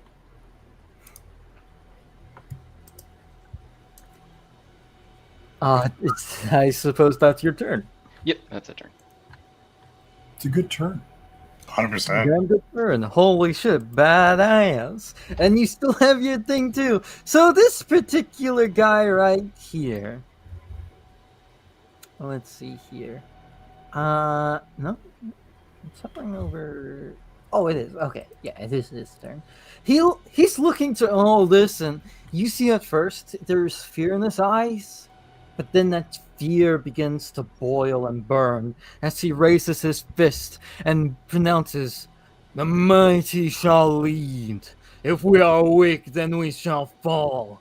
And he feels like he can still do something. So he's going to use his once per turn concept and try and knock prone your guy with a natural one. Step. Oh, so he tried to trip? Yep. I think he falls prone on a crit fail. You see him trying like, "Ugh," and he just ends up bonking himself back, and he falls basically on his ass. I love that Okay. he said the weak shall fall, and then he does. Poetic. Yeah, just He will raise his hand and use upon his innate MKZ abilities, as he will try and push you away with his last two actions, using his one focus point for kinetic ram 2 actions. Give me a 15 fortitude. And that's for Lauren, right? That's for ZA10. Oh, then. All right.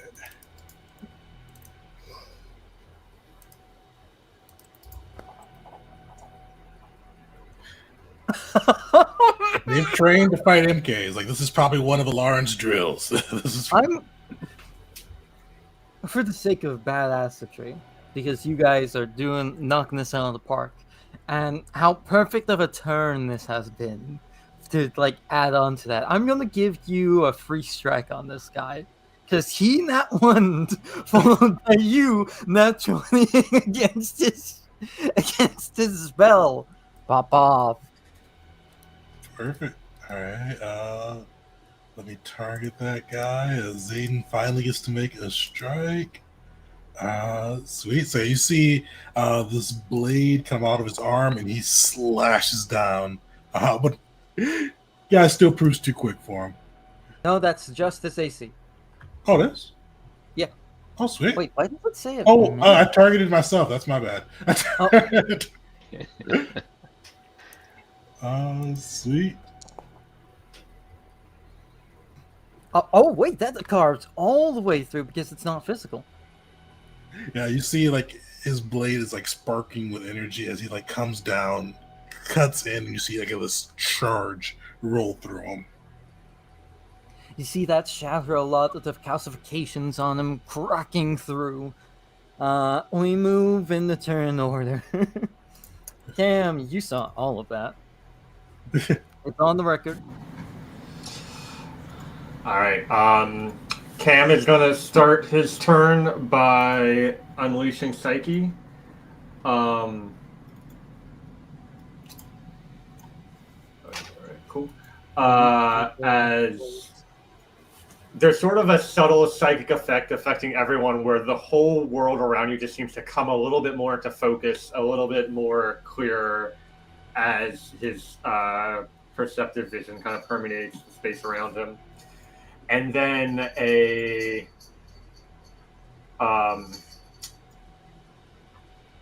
see. For this MK right here, the vision becomes so intense that it might be painful, and I'm going to use Psi Burst. So he needs to make a reflex save. Oh, you can also change that, if you so wish, to a will save as well. And Yeah, I'll do that since these guys seem to be pretty resistant to physical damage. And I think it makes it mental damage as well. Okay, so here's something about these guys I'm about to show you. It doesn't show on there, but I'll give it immediately. They got -1 to will. They're drug addicts. That's gonna crit, actually. Nice. All right, I don't have a way to change it to mental, so I'm just gonna roll it as bludgeoning, and then you can Yeah. treat it as mental. So that's going to be double on Tim. He's supposed So to 8 take, let me add 2 more to that. And let me. What?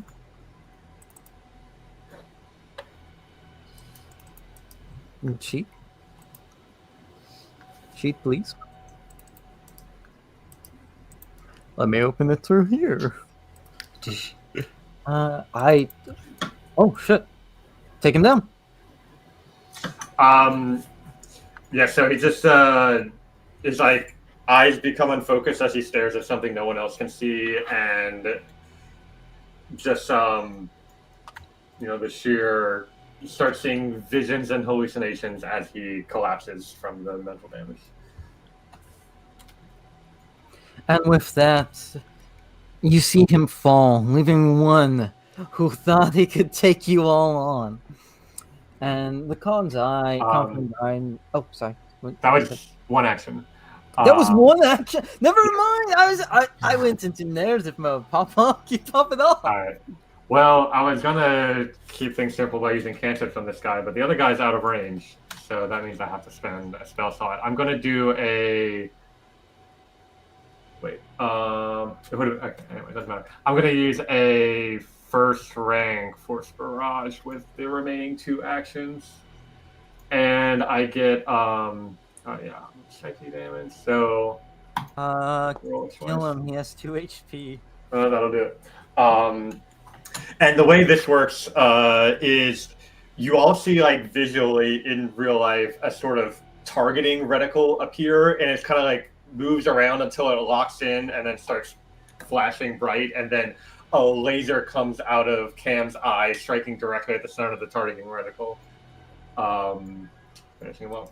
And that would have been 12 damage total. No, because Unleash Psyche only applies once, so that's 10 damage, but seems like good enough. Yeah. So as you obliterate this first force that has come out to try and tackle you, try and bring you to the ground, you decimate them as you should. You are the defenders of Boreal. This is your job. This is what you're trained against. Yet the Khan's eyes remain on you. He lifts his chin, and you see underneath it, towards his throat, that kind of fleshy growth that it can be seen on some MKZs beneath his shell. And he merely says, "Good. Let loose the hound."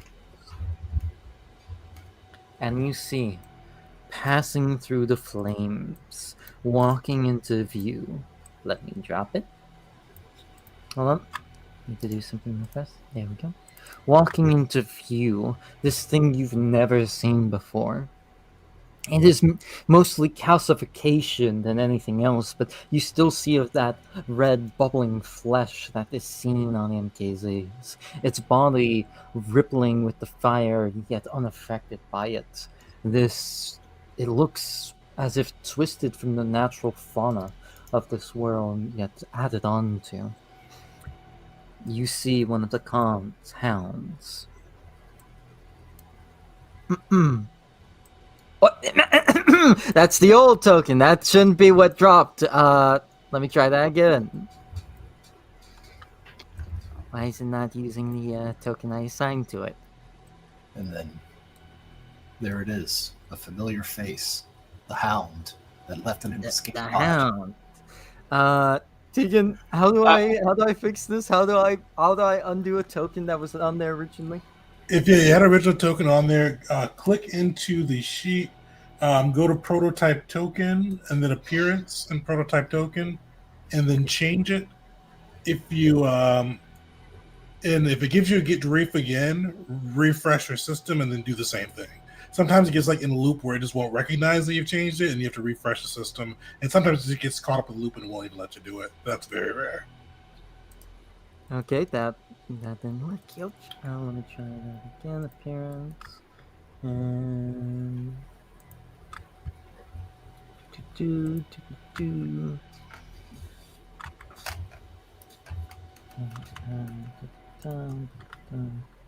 Sorry for the little bit of technical No worries, difficulties. man. This is the first time I found it. Founder's weird. Yeah, no worries, man. I'm just thinking. I'm channeling my inner Duke Nukem. Like, these alien drug addicts are gonna pay for shooting up my ride. Kind of. Fuck. Let me try that one more time. As you're about to see from the name, I may have used the different monster stats to help build this one out. Let me try that again. I'll politely avert my gaze. Don't you worry. I thought it was gonna be the hound from the station at first. 100%, man. I was like, hell yeah, let's go. That would have been really funny. And it just becomes a recurring character in every campaign. It's like the Stan Lee of the galaxy. Well, you gotta find a way to think about live alive. Let's see if Discord works so I can at least post the image on there. Nope, just a black screen. Fuck. So we're going to run with this token for now. I will post the actual token into Discord when I can. As you can see, I kept the name Hellhound, and it he's the Hound of the Con. So that dog, man. As this thing walks into view, its body rippling with calcifications. It had a cool token. I looked for that for like almost an hour. Shit. Let me roll it into initiative. And let us begin. So back to the top of initiative. Did it? It looks like it kicked it out of initiative, but it should be at the top, I think. Top of his. There it is. There we go. There now. Oh, it actually got 28. Holy shit. It goes first.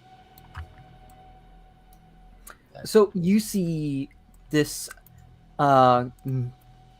albeit massive creature kind of stalking into view, keeping an eye on each of you as if this is a trial of some sort. It snaps at the air a few times before moving in, and it's going to cast the spell. Warp Step. So despite its body seemingly being perfect for, like, you know, moving around, it is still somewhat limited by its calcifications. So it is adding to its speed right here. So it's going to stride. It's going to go about, if I can zoom out enough for this. It's gonna go, we can go 60. That's not quite in range, but it can go to, you know what? No, that actually would be perfect. It's going to go right there. So you see its body ripple with reality, distorting gravity, bending it to its will as it just runs forward. It almost corkscrews in the air before landing. Its whole mouth twisting open, cracking from its cheeks all the way down its neck as it lets out this bellow that racks through your mind, just like how the Khan's voice did. It will use Khan's speech. And let me put down the cone. What do you mean, a magic dog? It is still uses MK, but Tegan, how do I turn cones? Oh, control, and if you're using a mouse, if you use like the little spinny wheel. Thank you. So let's see here. There we go. And it'll use Khan's speech right there, trying to get the two of you into its bellow.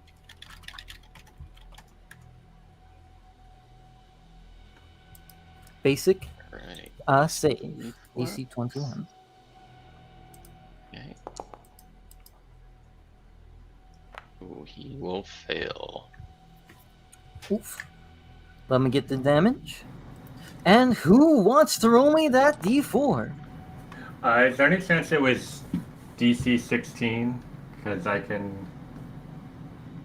turn that into a success. No, it was 21, I think. Yeah, Oh, 21. okay. No, sorry, yeah. All right, so I take 19. Youch. I'm sorry, I've hit you with the damage number of 19 twice this encounter. Oh, This is split between him and his droid. yeah. Still. Alright, who wants to give me that d4? I'll go for it. Heck yeah. Wait. Okay, we're good. I was about to say, wait, she can roll a d4 for the creature ability? Oh, no, we're good though. That's probably going to take up the rest of combat, so long as, if anyone reads the ability, if anyone doesn't hit it with a sonic thing, we should be good. So, it screeches out, and that will be its turn. Vorin, new thing yelled at your friends enough to burst their eardrums. I assume you're going to kill new thing. I'm gonna kill that dog. All right. And target the dog. And aim at the dog. And strike at the dog. And That will hit. I- Damn. Roll me some damage. And paste it. Adding on the 1d4. All right. That's not supposed to be acid. Sorry about that. That's okay. It still applies its resistance. Damage. It will take 2 damage. Okay. As you see, most of a good bit of that impact gets absorbed into its calcifications. Shit. With that, is the area around me like difficult-ish terrain? Nope, you can walk through. Kind of everything's on fire. Everything's smoldering. You don't have to worry about walking into the fires right now. You won't take any damage. It's just, if I made that happen, then everyone would be taking fire damage. And I think it's Alright. more fun if it's like, you just imagine everything's on fire. Everything's on fire. All right. Well, everything's on fire. I will do the whole mobile reload. And reload. And move. And Oh, shit. Nice. that is very handy. Since you were actually able to get some damage to its side, you see its mouth slowly uncorkscrew back to normal, its jaw closing, and it very slowly turns towards you, a bit of recognition into its red eyes. I don't like that. I don't like that one bit. But I am done. So Uh, All right, Alarin is going to lock eyes with this hell beast. Kind of just staring past its calcifications, just like glaring at it. He's going to try to use an intimidating glare to demoralize it. there you go. You make eyes at the dog. Oh, there we go. That's why I didn't do it there. So let's see, demoralize. It was rather badass to stare down on a beast that is basically from hell. Oh, weird. It's not letting me demoralize him. Oh no. Give me an intimidation check. There we go. So that'll be Looks like you're targeting yourself. Oh yeah, it wouldn't let me target him. Let me target myself. One. I don't know What'd if you say? that's It's frightened one as you stare it down. It actually, you see it recognizes your strength, and that in itself seems to trigger something in it, some kind of self-reflection of some kind, and its body shudders, its bones crackle.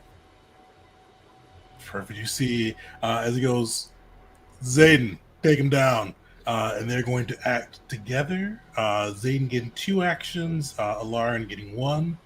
He's going to cast Boost Eidolon, but he's going to use his focus point to extend it.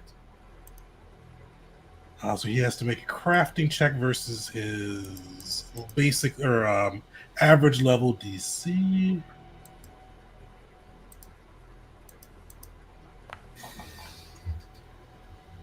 Sweet, that should succeed. So the last 3 rounds.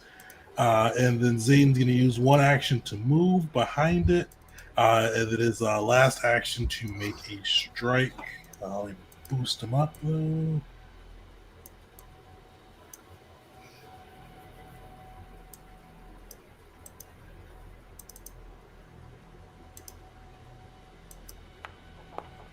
Take that swing. Oof. Alright, I'm going to burn a hero point. Alright, go for it. Second hero point of the session. I was gonna say, if you rolled another 1, you'd finally get a taste of what it feels like. I'll probably be on the other side. Give me some damage! Oh, sweet. Let me get the boost. Eidolon is not. There we go. big money. Yeah, so you see Zayden, after Lauren kind of stares down the beast, you see him give a nod to Zayden, charge him up with this kind of MK energy, and Zayden comes through with this electrified arm, and then cuts into the beast. Alrighty then. Is that your turn? That's it. Heck yeah, quite a hell of a turn. Speaking of hell of a turn, Ix, pop off once again. You still have your explosion ability. If you have a spare action and can get next to me, I can battle medicine you on my turn. But if you have other stuff you want to do or can finish it off, maybe. Yeah, I can step over. Cool. So I'm going to burn an action to move. So you'll hear him yell, "Amps, get back in the fight!" And Amps is going to run down on the side of him here for 1 action, and then second action, take a strike. So,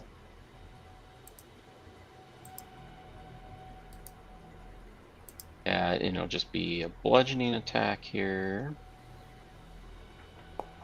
Yeah. That will Right, unfortunately 13. miss, as your impact is fully absorbed into those calcified spikes. All right, so as he the impact doesn't go through, you'll see Iggs take out his bow and take a shot with his bow.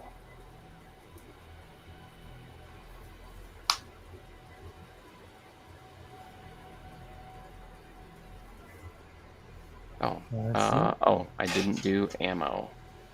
So that would be the issue. You can toss some in there. I imagine your characters would remember to stay geared up on ammo.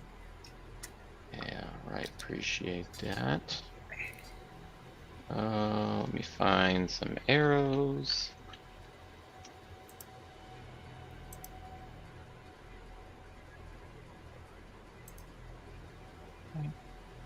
Okay, let me try this again.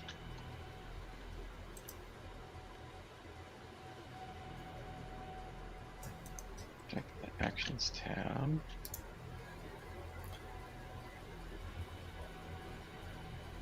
And then there's like a drop down next to the weapon. And then There it is. Okay, I see. Okay, no, third time's a charm. There we go. All right, and 16, so that is gonna miss. But then you'll see him kind of scoot over to the side to get out of the way here. So he'll hop up to You the see side this over here. time the arrow, instead of piercing into calcification, goes into that kind of red meat and just kind of gets as into it as this thing kind of just spits at you and spits the arrow out. All right, it is now Cam's turn. All right. First, I'm gonna do a battle medicine on Ix.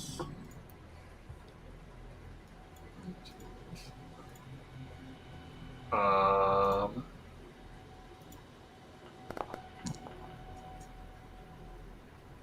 right. There Nice. you go. 9 healing. So that's first action. Second action will be a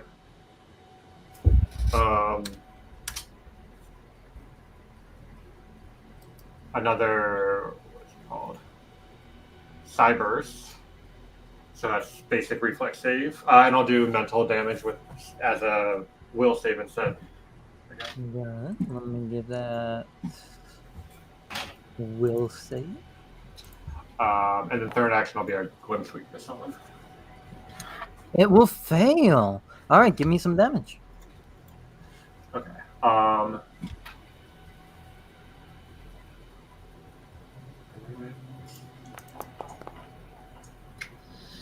6 mental damage. Yeah, then I'll add it to there. And then the next hit on him gets an additional 3 damage.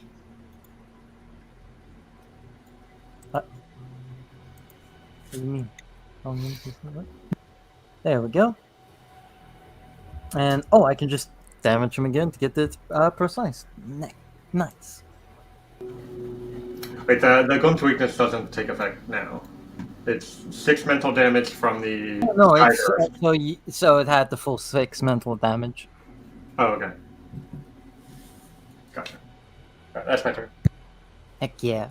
So you see as this thing is taking all these hits, its body is beginning to crack and crumble, at least the more keratin parts of it, yet it still stands strong. As you see a crooked, almost scowl cross it. It will use its once per turn, Khan's Rampage. And is going to try and knock prone. Let's do. I need to figure out names again. Sorry. Alarian Summon. All right. All right. So athletics. 13. He will he will fail the trip. Yeah, you love to see it. And as he does, you see that kind of gravitational pulse into the ground, spikes coming up, and it too comes up, corkscrewing through the air, spinning with that almost purple energy before it dives. Let me measure that, sorry, and make sure he actually can get to there. Right there, got it. As he dives right between these two. Ruh-roh. And let's see here. He is going to use a jaw attack on Vorin.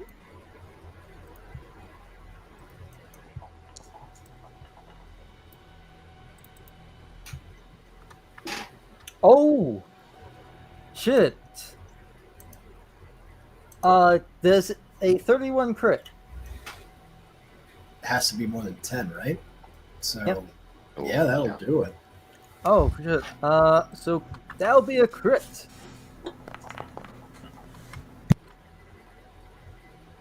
For 20 damage. Oof. How you looking? I'm still up. And it will, Can't do that again, but I'm still up. if you forgive me, it will take another swing. I'm gonna roll a Yeah, go for it. 1d2 to see who it will take a swing at, be it you or X. Keep it going, man. It's cool. It'll target X. I'm right here. It's already got its jaws in me. It's got a taste for my blood. Alright, so he'll swing once more for a 19 to hit. I think that will miss X. I have 20 AC. Heck Nice. yeah, you love to see it. As it rakes its teeth across Vorin, it swings its whole body over, trying to get you into its jaws as well. But of course, you're too quick for it. That will be its turn, and we move over. But though its turn has passed, you do see, during all this chaos and this fighting, the Khan's people, his soldiers, his addicts, his MKZs have been moving the resources, the people, these bodies. And despite the fact they haven't gotten all of them, they are starting to move out, especially because you are starting to hear the sounds of another vehicle approaching, quite a few of them, ripping through the sand. And given the haste the Khan's soldiers are making, they're not on their side. Vorin, it's your turn. The hound's frightened goes away, by the way. Oh, thank you. Well, I don't want to try hitting him from here. That would be presuming it has reaction strike. Do you think it does? It might. It's a dog. Might. But no, I'm not good up close unless I swap weapons, and I don't want to do that just yet. Let's backtrack 30 feet. Just 30 feet in the opposite direction. If you are simply doing movement, a stride, that too could provoke a hypothetical reaction strike. That's fine. Does it happen? It does not. Okay. All right. So from here, that puts me at. That's not.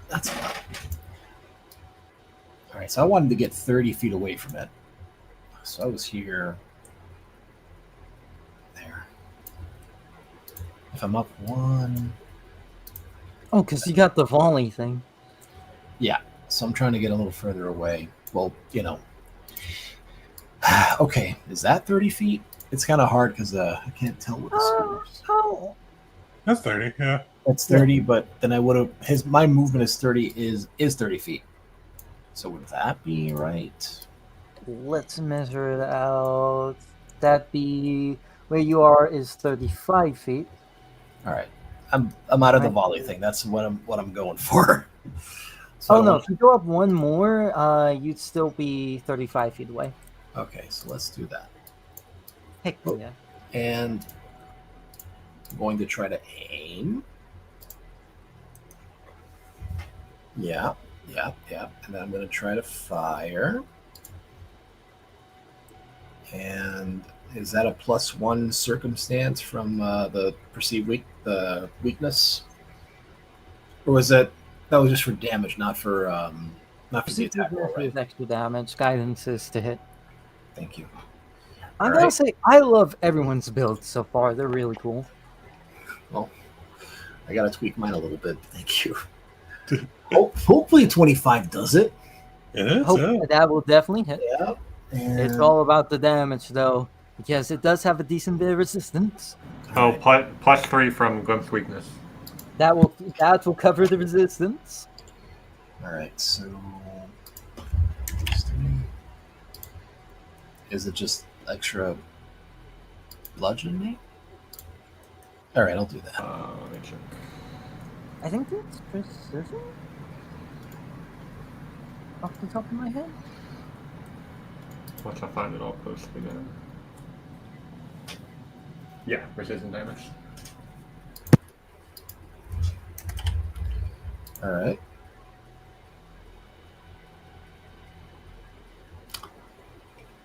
Precision? Yep. I It's see. basically like Piercing? damage that goes straight for like whatever's the weakest part of it. They kind of like to pierce through everything. Certain creatures don't really care about precision, though, say oozes, because they don't have like any particular part that would be like, say, cutting a tendon or a wrist. Gotcha.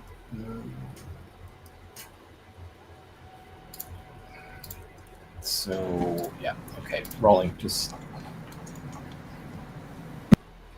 All right. All damage. Oh, Nice. and did you aim at him? I did. That did not add the D4 bonus. Give me that D4. Yeah.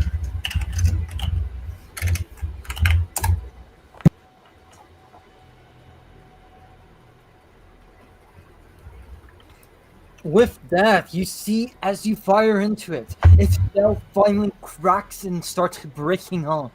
You see this thing's calcifications simply shed off as its body ripples, and it's kind of like a dog shaking off water. As you see that red flesh kind of bubbling underneath, as tendrils begin to form from underneath it. Its whole body becomes far more gelatinous, yet still sturdy, as you shatter its shell. Shatter its shell. What do you mean it's? What do you mean There. it's second form? All right. It loses its resistance, but becomes much faster. Okay. I don't like this dog, Oh. man. Nice. I like giving my things fun things like this, like the cotton step in like phases. Yes. What do you mean it's not even your final form? Oh boy. Okay, we gotta kill this dog. But yeah, that'll do it for Vorin. All right. All right. Alarum. Lauren's gonna shout to the group, "Gotta put this MK mutt down quick. Looks like they're getting away with the people." And then he is going to have Zayden use one action to move over here. Then they're going to use act together. Zayden getting one to attack, and then Alarin getting one to cast a spell. So Zayden will go first.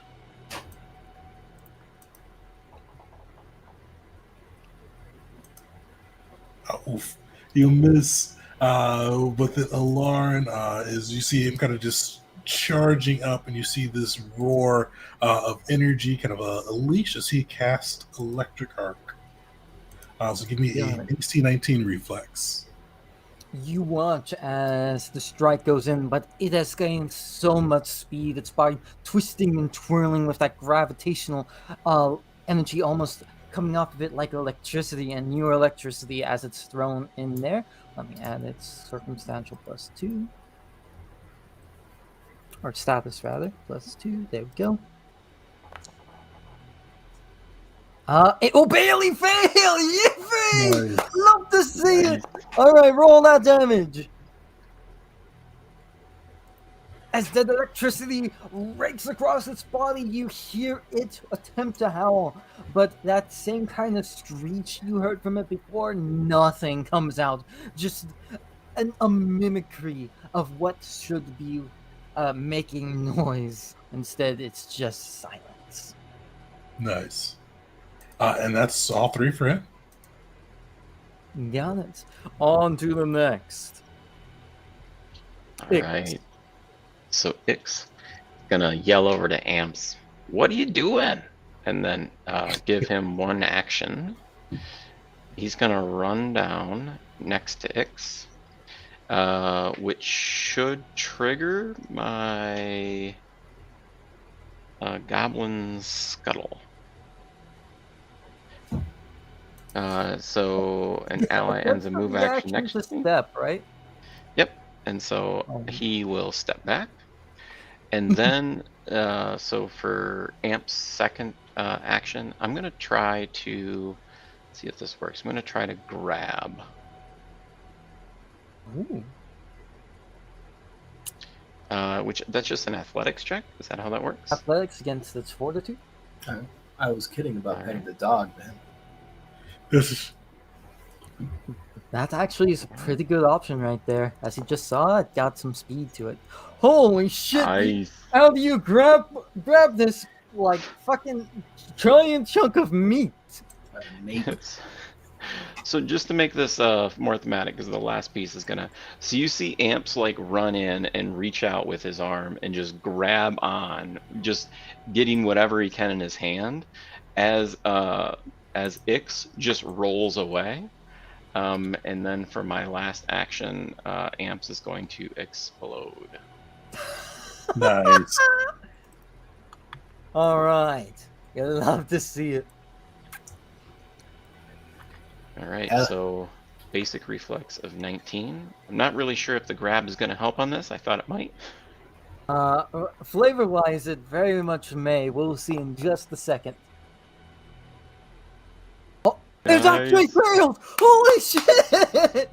Give me that flat check just in case, by the way. I want to see. Yep. Do you keep it? Do you get another? How do I? Whoops. Oh, I clicked the wrong one. That would help if I clicked the right one. Oh, I think I lose it. Yeah. But that 14 is a lot. Oh my goodness. Ooh, that was a nice roll. Oh no, I put a thing down on accident. All right, ignore that. I was worried it'd be resistant. Nice. And that will be my turn. Got it. It looks like it's on its very last legs off that, basically being gripped and cooked in one fell swoop. Damn. Unfortunately, your psychics comes to an end, but it's still your turn. Can you bring him down? So that laser focus vision that everyone kind of has goes away as you see his eye get kind of cloudy as his psyche weakens. Well, we're going to see if he can finish it off. So first I'm going to do a... Oh, right. Okay. Well, we'll see what happens. I'm going to cast a phase bolt.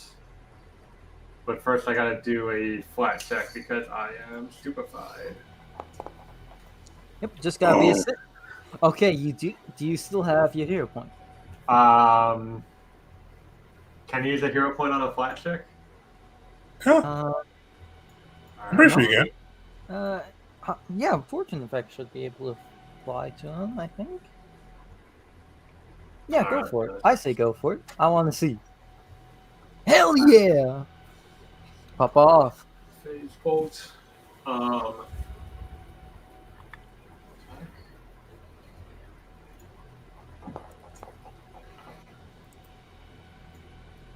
that's stupefied. Dang, wait, Damn. can I have...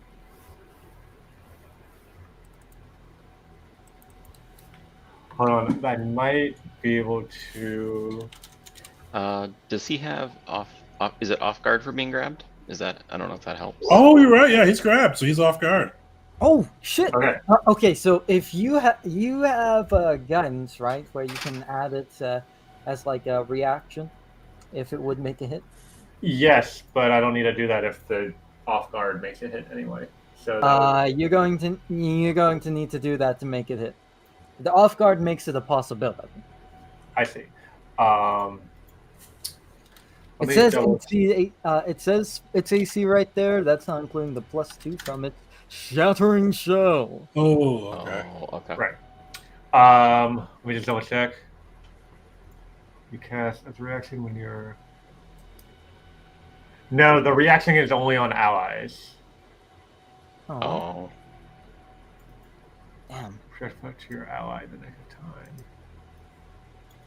Yes, I can use that on myself. So I think that misses. And then my third action, I'll put a guidance on Zayton, which I need to roll another flat check to try to... Hey, just enough. Oh. All right. Oh, wait, let me cast. All right.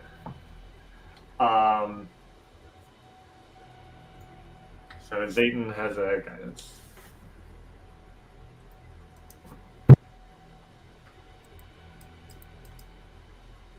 Got it. Tegan, how do you pronounce your summon's name again? Zayden. Zayden? Okay, so Zayden and Amp. Zayden is 1, Amp is 2. Oh, fuck. They really wanted amp.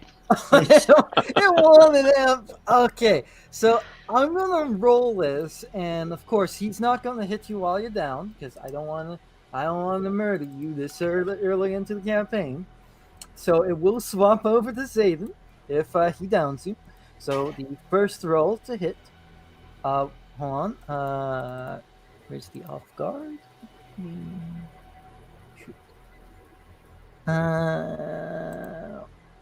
How do I throw the off guard on him real fast, Tegan?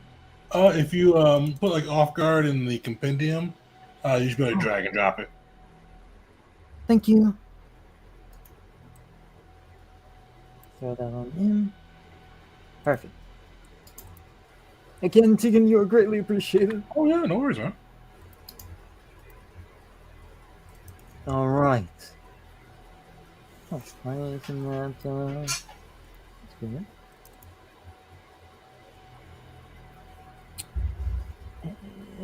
No, it actually is working. Heck yeah. Okay, so this will be to Amps 1.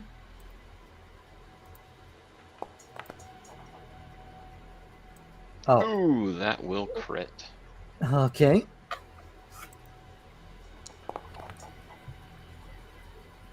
Oh, and Fucking hell. amps is down. Okay, so that it's no longer grabs, so that takes away its off guard. It will turn over to Zayden. Did I do the wrong damage? I did the wrong one. I'll undo that from you.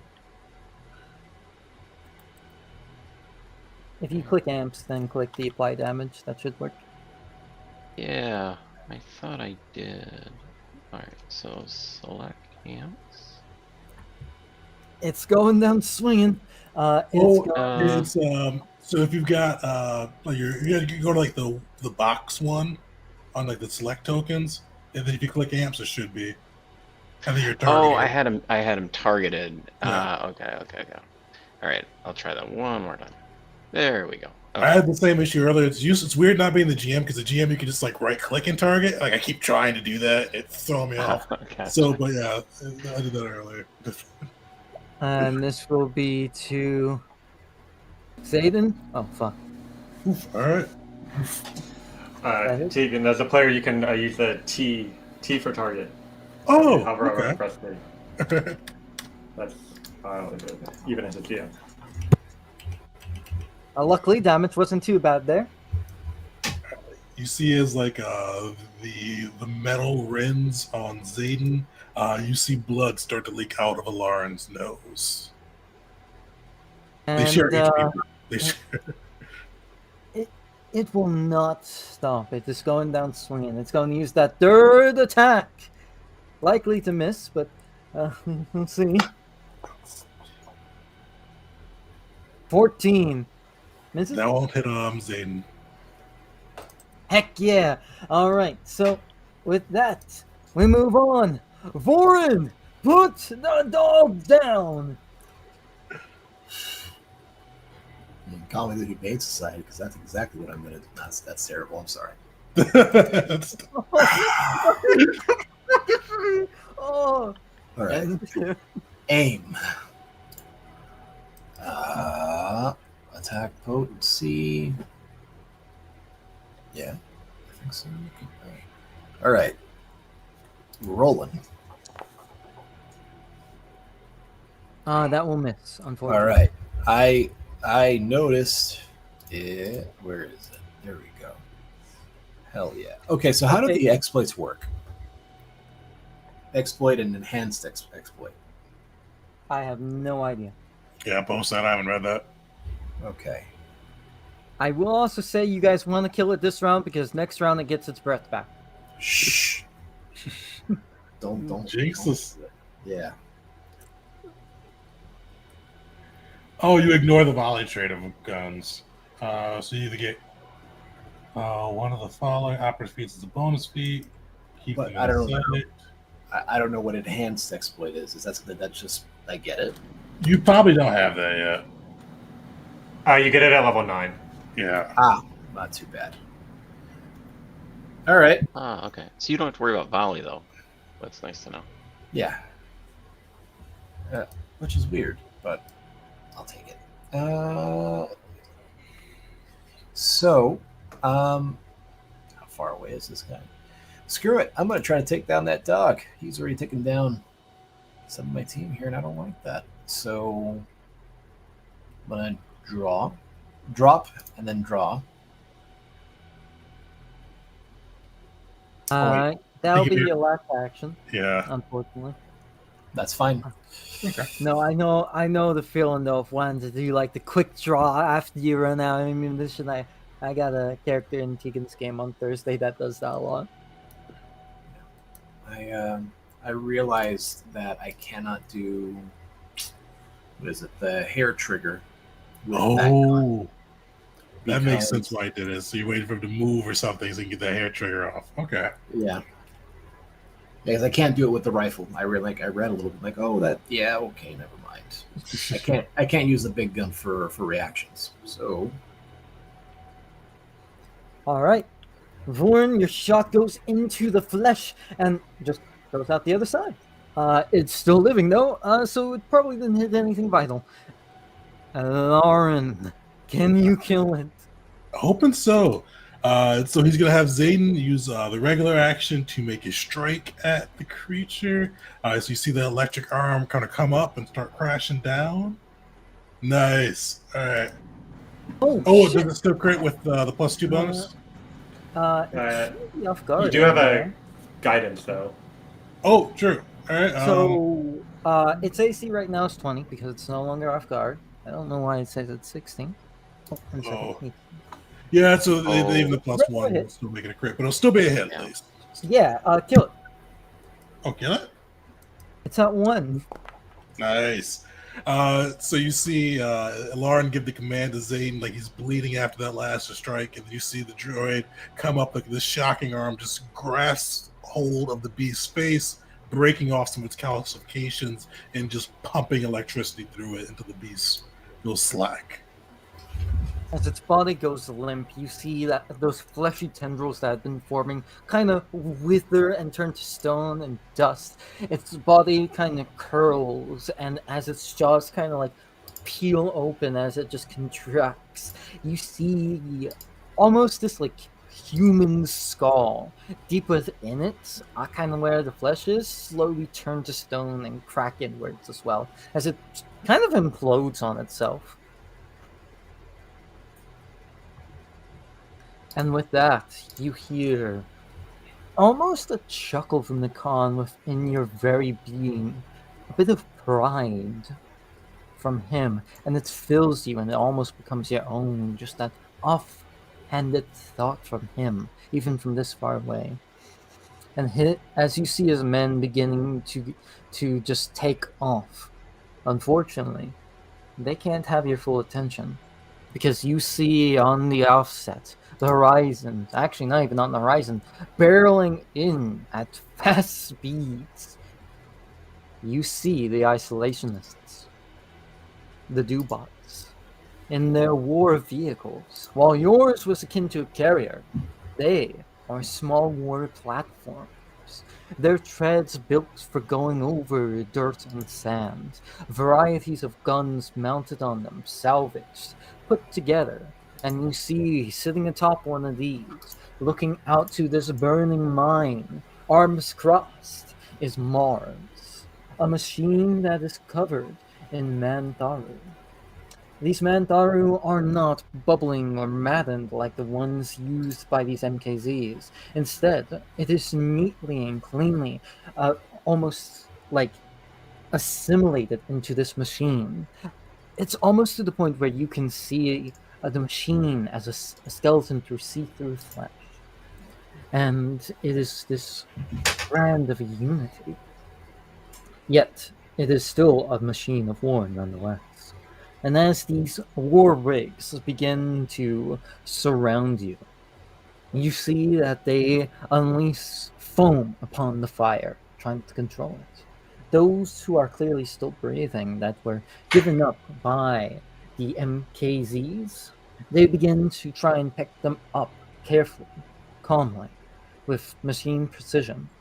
And as Mars themselves jumps off of their war rig and approaches you, they do so without a weapon drawn. They look to you, your wounds, the bodies you've left. And in that harmony of voices, it speaks. An enemy of my enemy is my friend. If you choose to fight us, you will die. If you choose to come with us, we will heal your wounds. Our payment is clear. And you see Marge kind of gestures out to the wreckage of your rover and the some of the crumpled vehicles. This mine is lost, but your people need not be. How do you reply?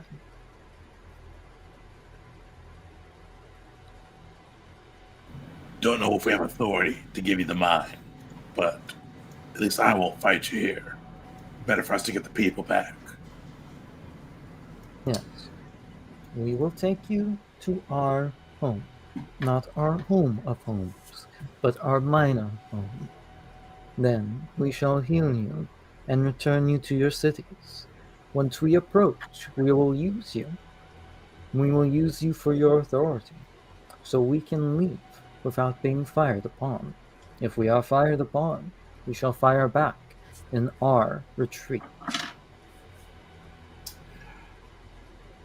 Your motivations are unclear. If you provide some insight into your greater vision, that might help us trust you more in this time.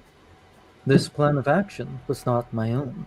If it were up to me, I would leave you to burn and to dehydrate in the desert sun. But it is not. Though I will make clear, do not confuse these actions for altruism. That is a trait of the born, and we were created.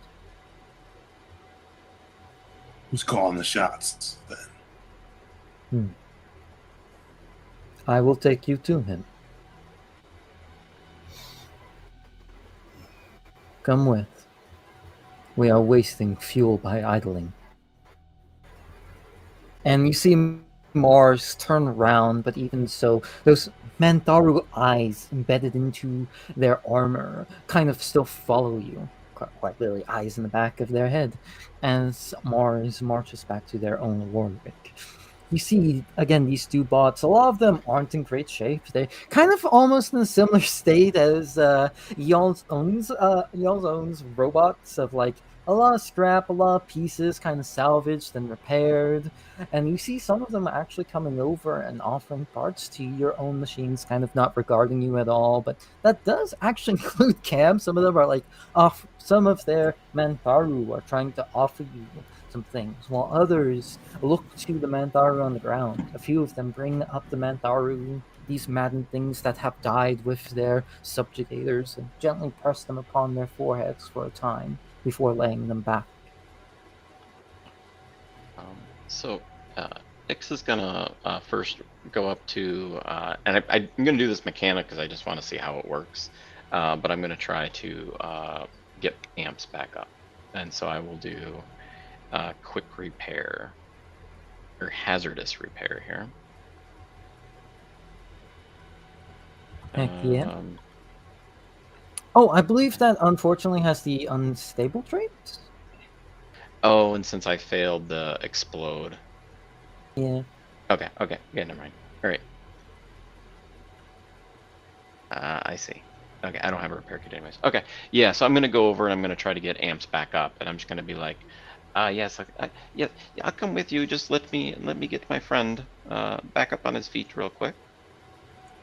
You actually see that makes Mars like For a second, they literally everything stops. Every servo like halts, and then they go into that standing position, and their head turns to the side. Sorry, turns to the side to look at you, as if observing you for a moment, and then they go back to going upon their war rig, waiting for you. You see Alarin looks for a moment he gets a really hungry look as he looks at the calcified remains at the MKs on the ground around him. And then you see him like distinctly turn his body away and he goes, Zayden, gather the bodies, start a fire. Can't leave anything behind. As I start a fire, looks at everything burning. You can see him grow. Just throw him in one of the fires. Just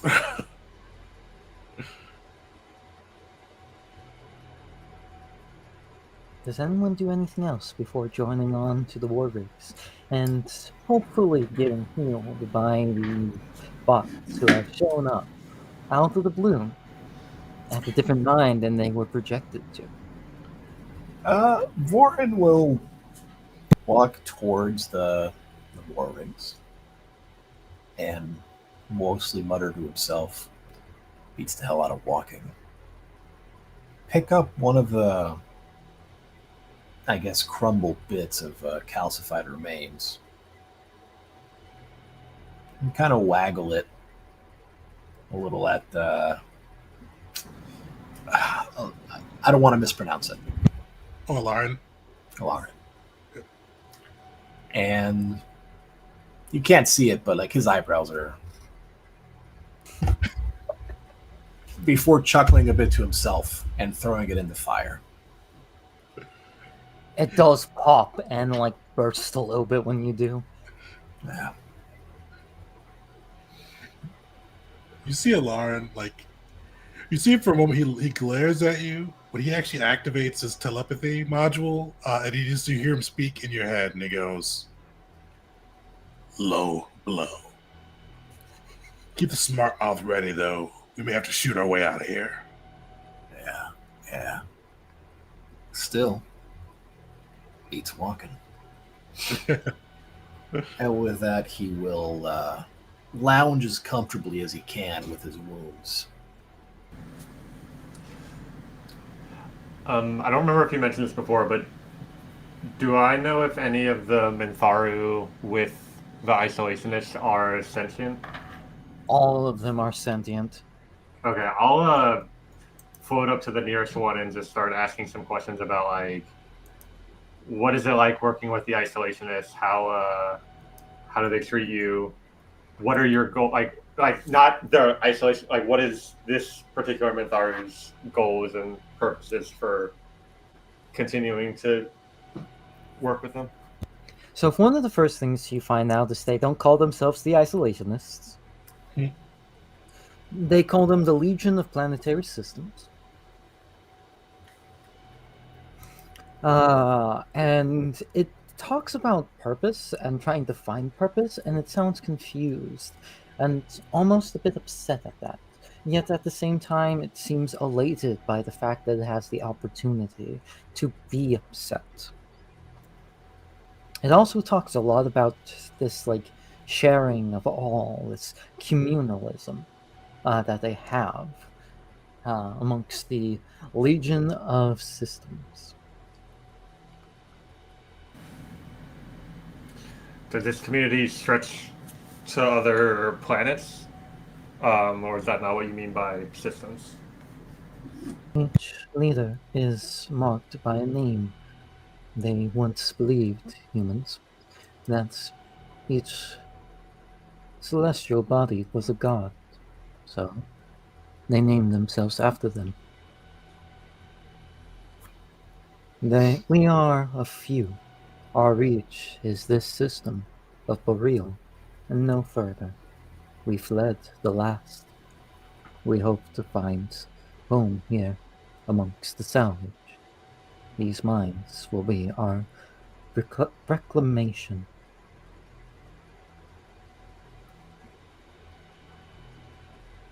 And what of the colonists here. Is there a possibility of a home among them as one community rather than fighting over these mines? They would subjugate us. They would turn us into tools. If they had it, we would not be sentient. We would work, rust, and be tossed. It is said by Venus, if it was them or us, we would pick us.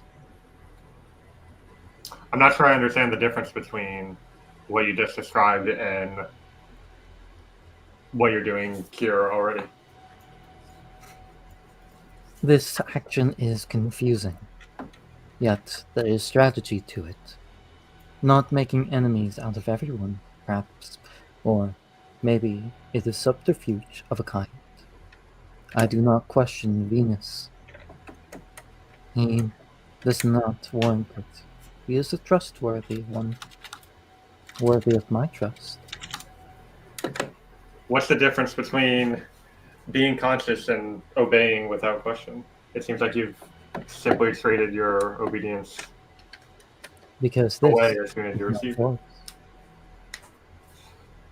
And I could choose not to. But yet it is my choice, my freedom.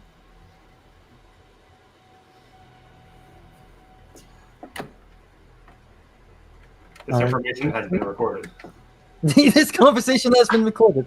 Acknowledge. And it would nod to you and kind of float off to the rest.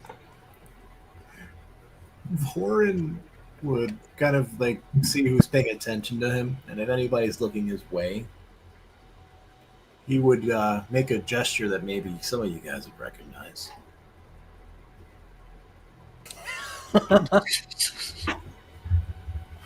Oh, brother. Via telepathy, you hear, I saw that. I wasn't trying to be subtle.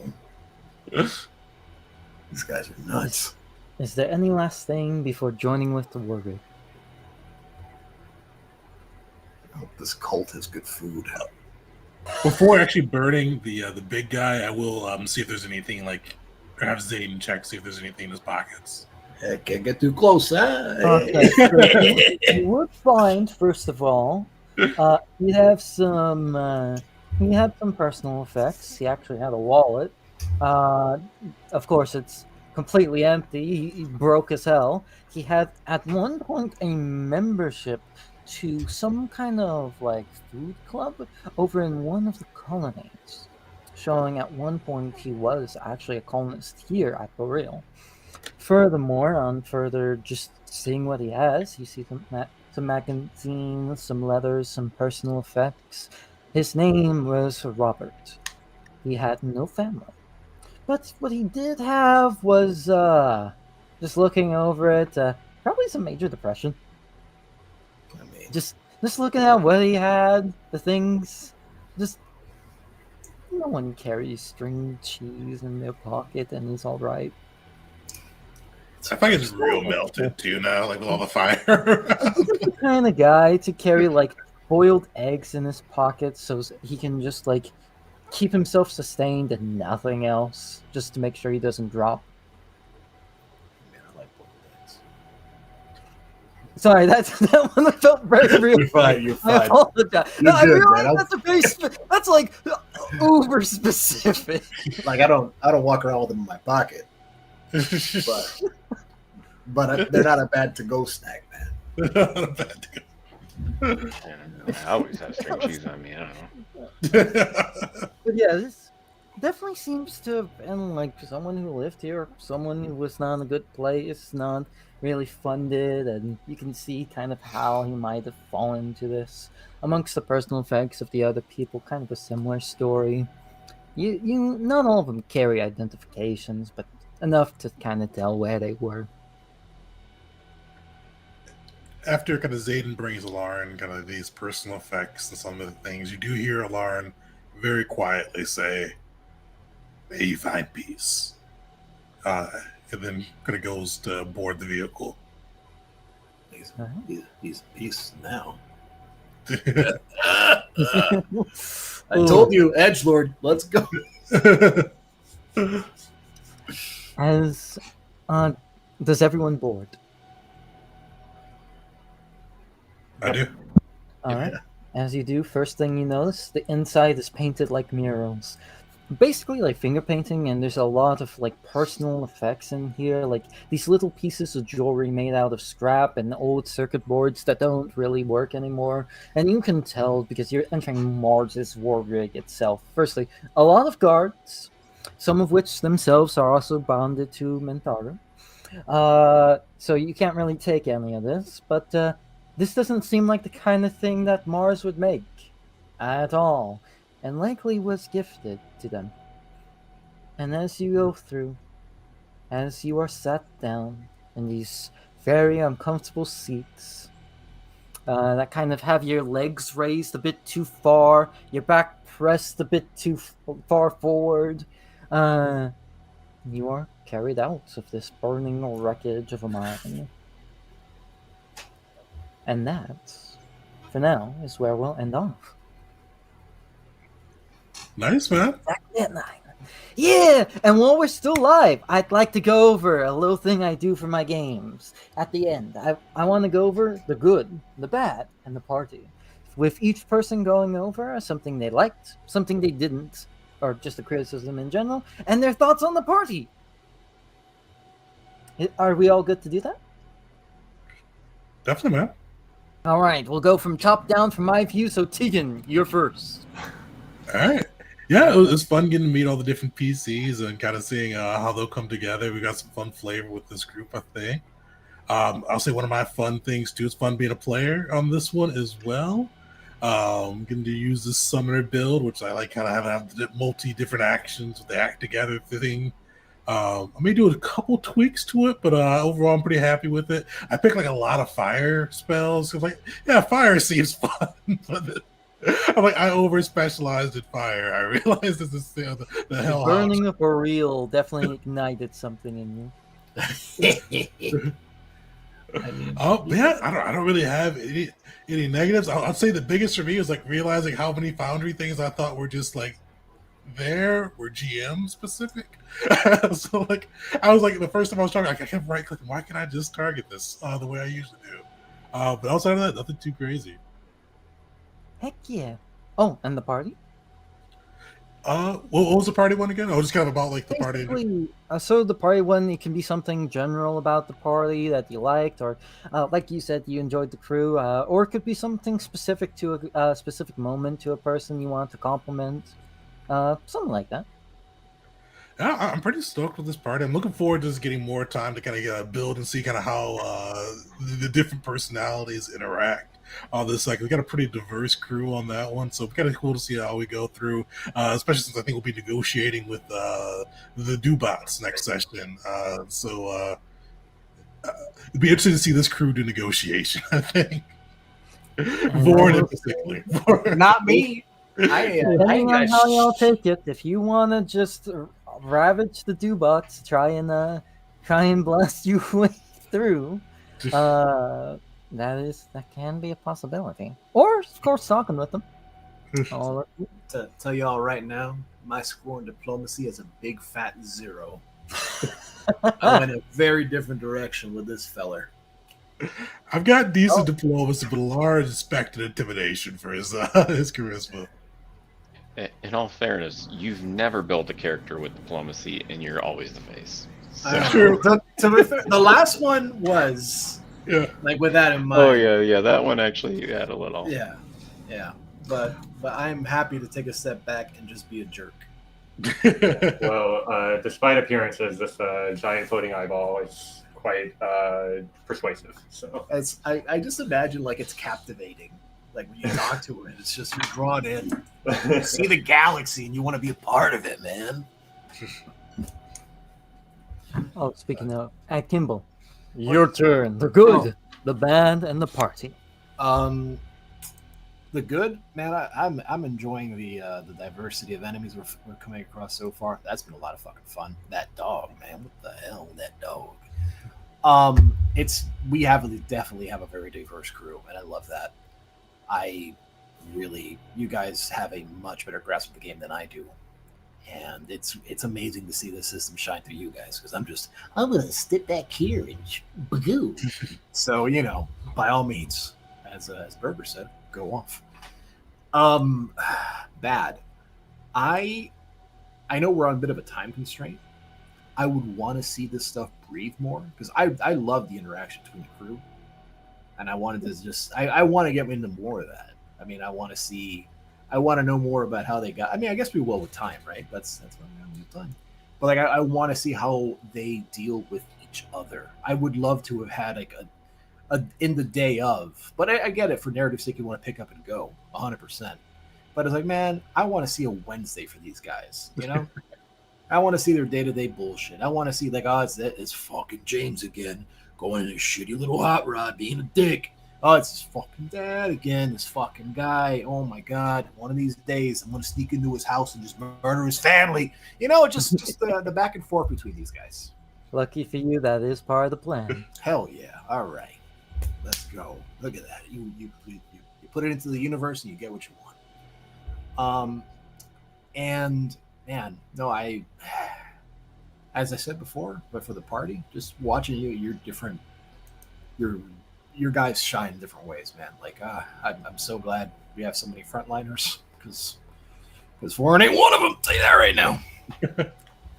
I gotta point out the entire front line of the party is companions / summon. I'm not complaining.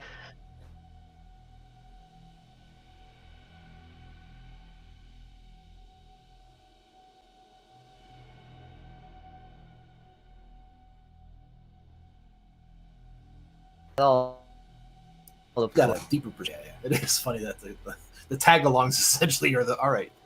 Go get them. But that'll do it for me. Oh, let me. Oh, there's Stegan. I got him back. All right, Keith, Adishi, it's you. The good, the bad, and the party. So the good. I'll start by. I like having combat with the ability to modify. So that is fantastic, and I liked how you used reinforcements because it made it more fluid, and I thought I really like the idea that I'm probably going to steal it if I ever run more reinforcements rather than here's the battlefield.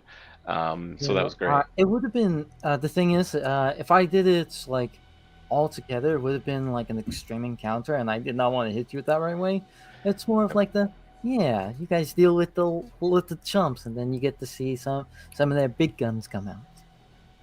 Yeah, so I thought that was great. The thing I'd probably, this is just a my character thing, but I realized I'm way overspec'd into unstable, and so I didn't even use a lot of my unstable stuff, and so now I see that and I'm like, okay, so I have to make some changes on that. And then for the party, I don't think this is shocking because we've all played together now quite a bit, but the way that we all just gelled within like, all right, session 0, everyone's here, and we're just like, and kind of hit the ground running. That was kind of cool to see with the personalities and so combat wise, I think we're good. I think we've got a pretty good diverse group, but it's just fun to see that. Like, a lot of time with players' interaction, there's some hesitancy, and it's kind of fun to be in a group where everyone's so comfortable. Definitely. Yeah, I'm 100% agree. That leaves me for last. Your last, baby. Let's go. The good, the bad, and the party. So the good, I think the characters you were able to introduce in this session were all very different and interesting, and the way that we got to fight some of these MKs and have the con like on screen interacting with stuff, but in a way where it's like we know we're going to probably fight him at some point and he's going to come back later, but it's like we get to build up that kind of character a little bit before that happens.